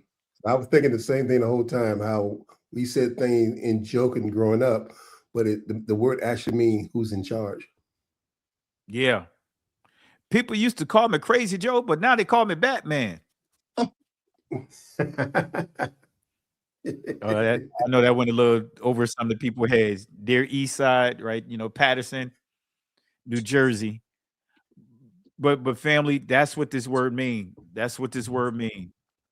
It took we went all the way back to showing the proper application of negus, right? Which is synonymous to let me play this clip real quick. Y'all made me work tonight. I guess because I didn't have my presentation. Y'all had me working. So here's that word. Strong's G 3526. Niger.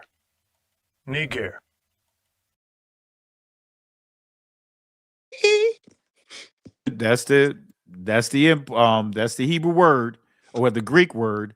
That's the transliteration of Nagad.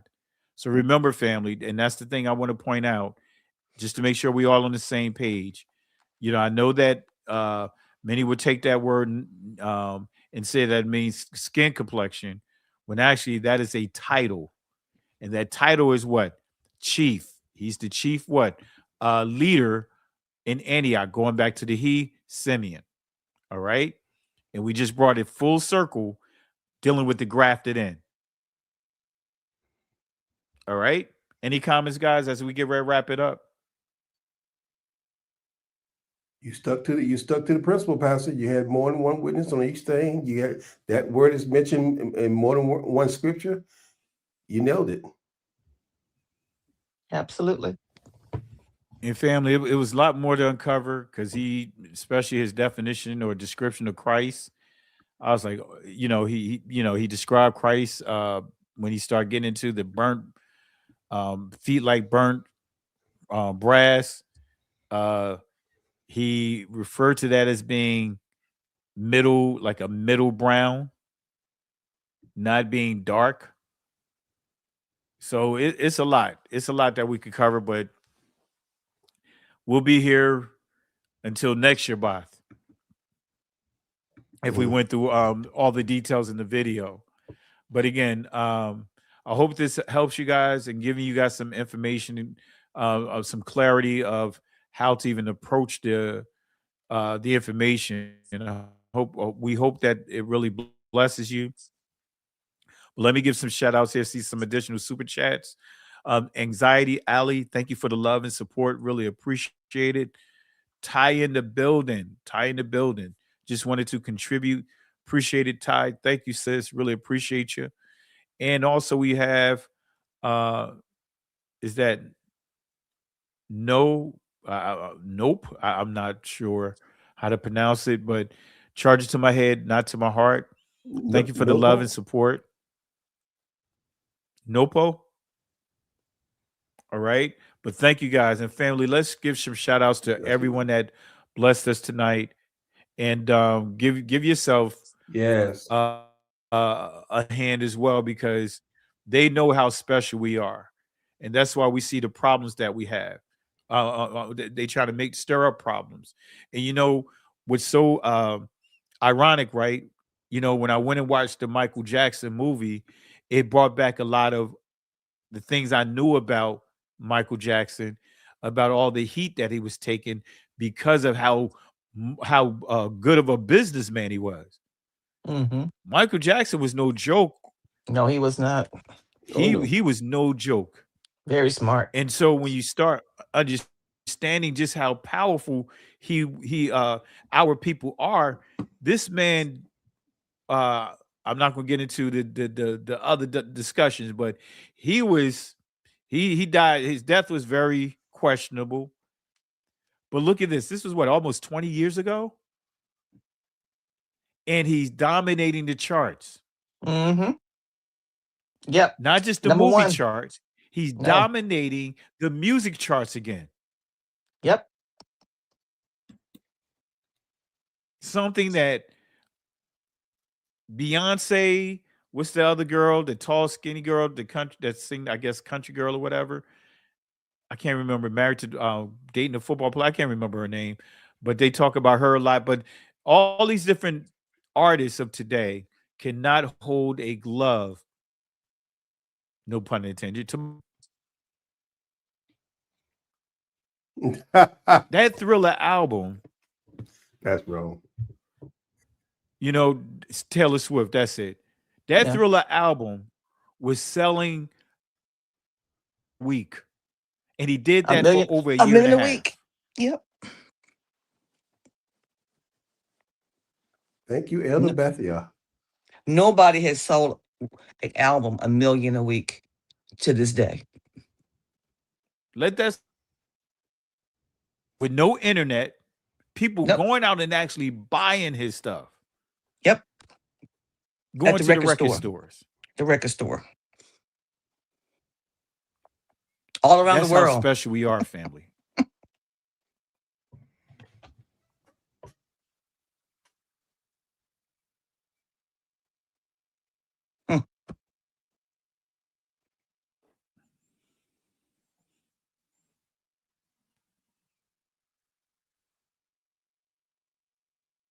Who is this? Can you guys hear me? I can hear you now. You keep going. Can you guys hear me? I can hear you. StreamYard is going in and out. Can you guys hear me? Yeah, I can now. Yeah, we can hear you. Can you hear us? YouTube is doing something you here. got blocked out. I'm gonna see if I could back out and come back in. That's what I had to do. I'm going in and out on my end. Let me jump out real quick.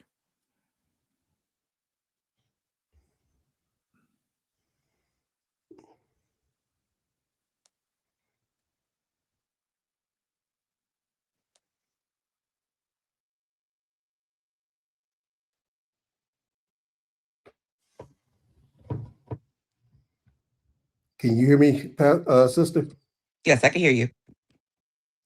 Yeah, I'm glad you got. I was trying to get to Eli before you did because I was seeing that. I don't know what he was talking about. I don't know why he went on that rant. You say much stuff. I'm reading now. But you know, the topic that we covered tonight, and I'm glad that Pastor Richardson did it because, like I said, it's helped us to bring clarity because just to make sure we brought clarity into about this topic because a lot of people all over this country, all over the world, are waking up to who we really are, and the scriptures are plain. The scriptures are plain, but theology is twisted. Correct. And a lot of things that I see because I've been corrected on my reading, not because it's the change in the Bible. You know, I could go. You know, I think for people like Pastor Richardson and everything to show what the true Hebrews the Hebraic thought is when you read the scripture, because to read those scriptures and say, okay, this person is this color, this person is this color. Color was not an issue back then. No. I mean, That it was was not created in about his color. Yes. Mm-hmm. We got hung up on that because sin, because man, because the wicked heart of men. Mm-hmm.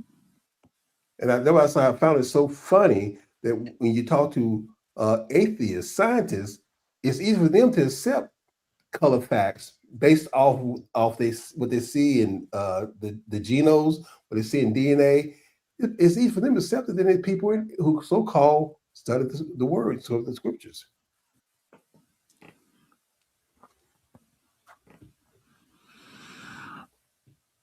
Thought he was All right, can passing you out. guys hear me?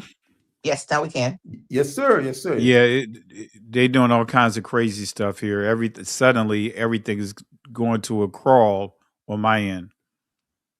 It didn't like all. Well, It's been doing like that then all night. Even the started chat mean, then it was off. Yep, and then it kicked Sister Carol out, and now they mess with you.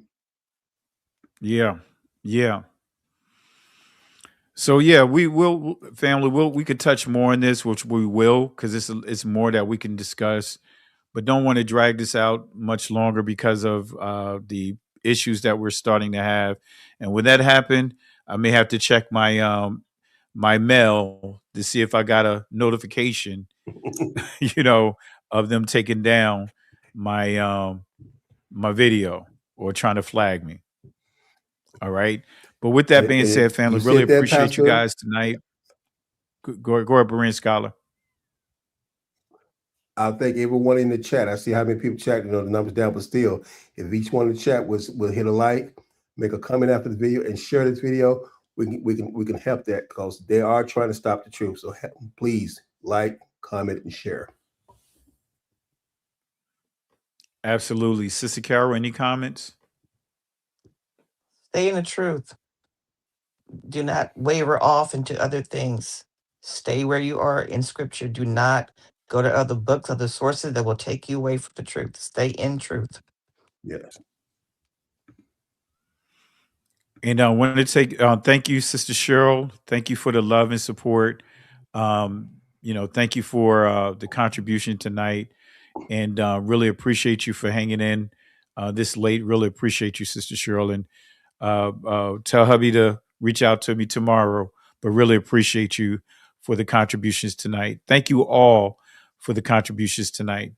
And with that being said, as Sister Carol, as Berean Scholar echoed, we're just going to have to continue to listen with intelligence. We have to really pay attention to the things that are around us, and just keep it simple. It's just so much out here that they're purposely, making it hard, just because they know that more and more we're starting to pick up on the game, so to speak. That's why they're attacking the educational institutions. Why? Because the people that was taking advantage of the educational system the most was our community. Because we always got told we got to do more than the average person. So that's why you have degrees that's at a higher level within our community, and more specifically, the women. Correct. This is all done by design, and it's backfiring on them. So now what do? They have to attack the very system in our communities that many of our brothers and sisters have used to help get out of the hard situations and the hard communities that we grew up in. But anyway, family, in the words of the Most High Yahweh that He gave to Moses, in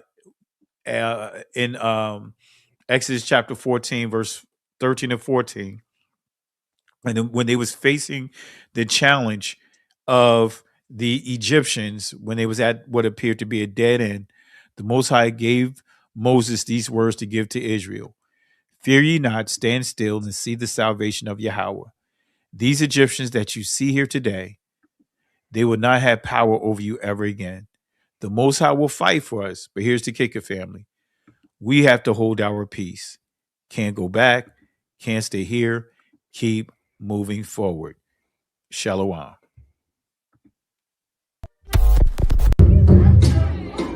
Listen, Genesis chapter 11, verse 10 explains the genealogy of Shem. Shem was a black man in Africa. If you repeat this back, Genesis 14, verse 13, Abraham steps on the scene. Being a descendant of Shem, which is a fact, means Abraham too was black. Abraham, born in the city of a black man, called Nimrod, grandson of Ham. Ham had 4 sons. One was named Canaan. Here, let me do some explaining. Abraham, Isaac was the... Jacob had 12 sons, for real, and these were the children of Israel. According to Genesis chapter 10, these were the children of Israel. According to Genesis chapter 10.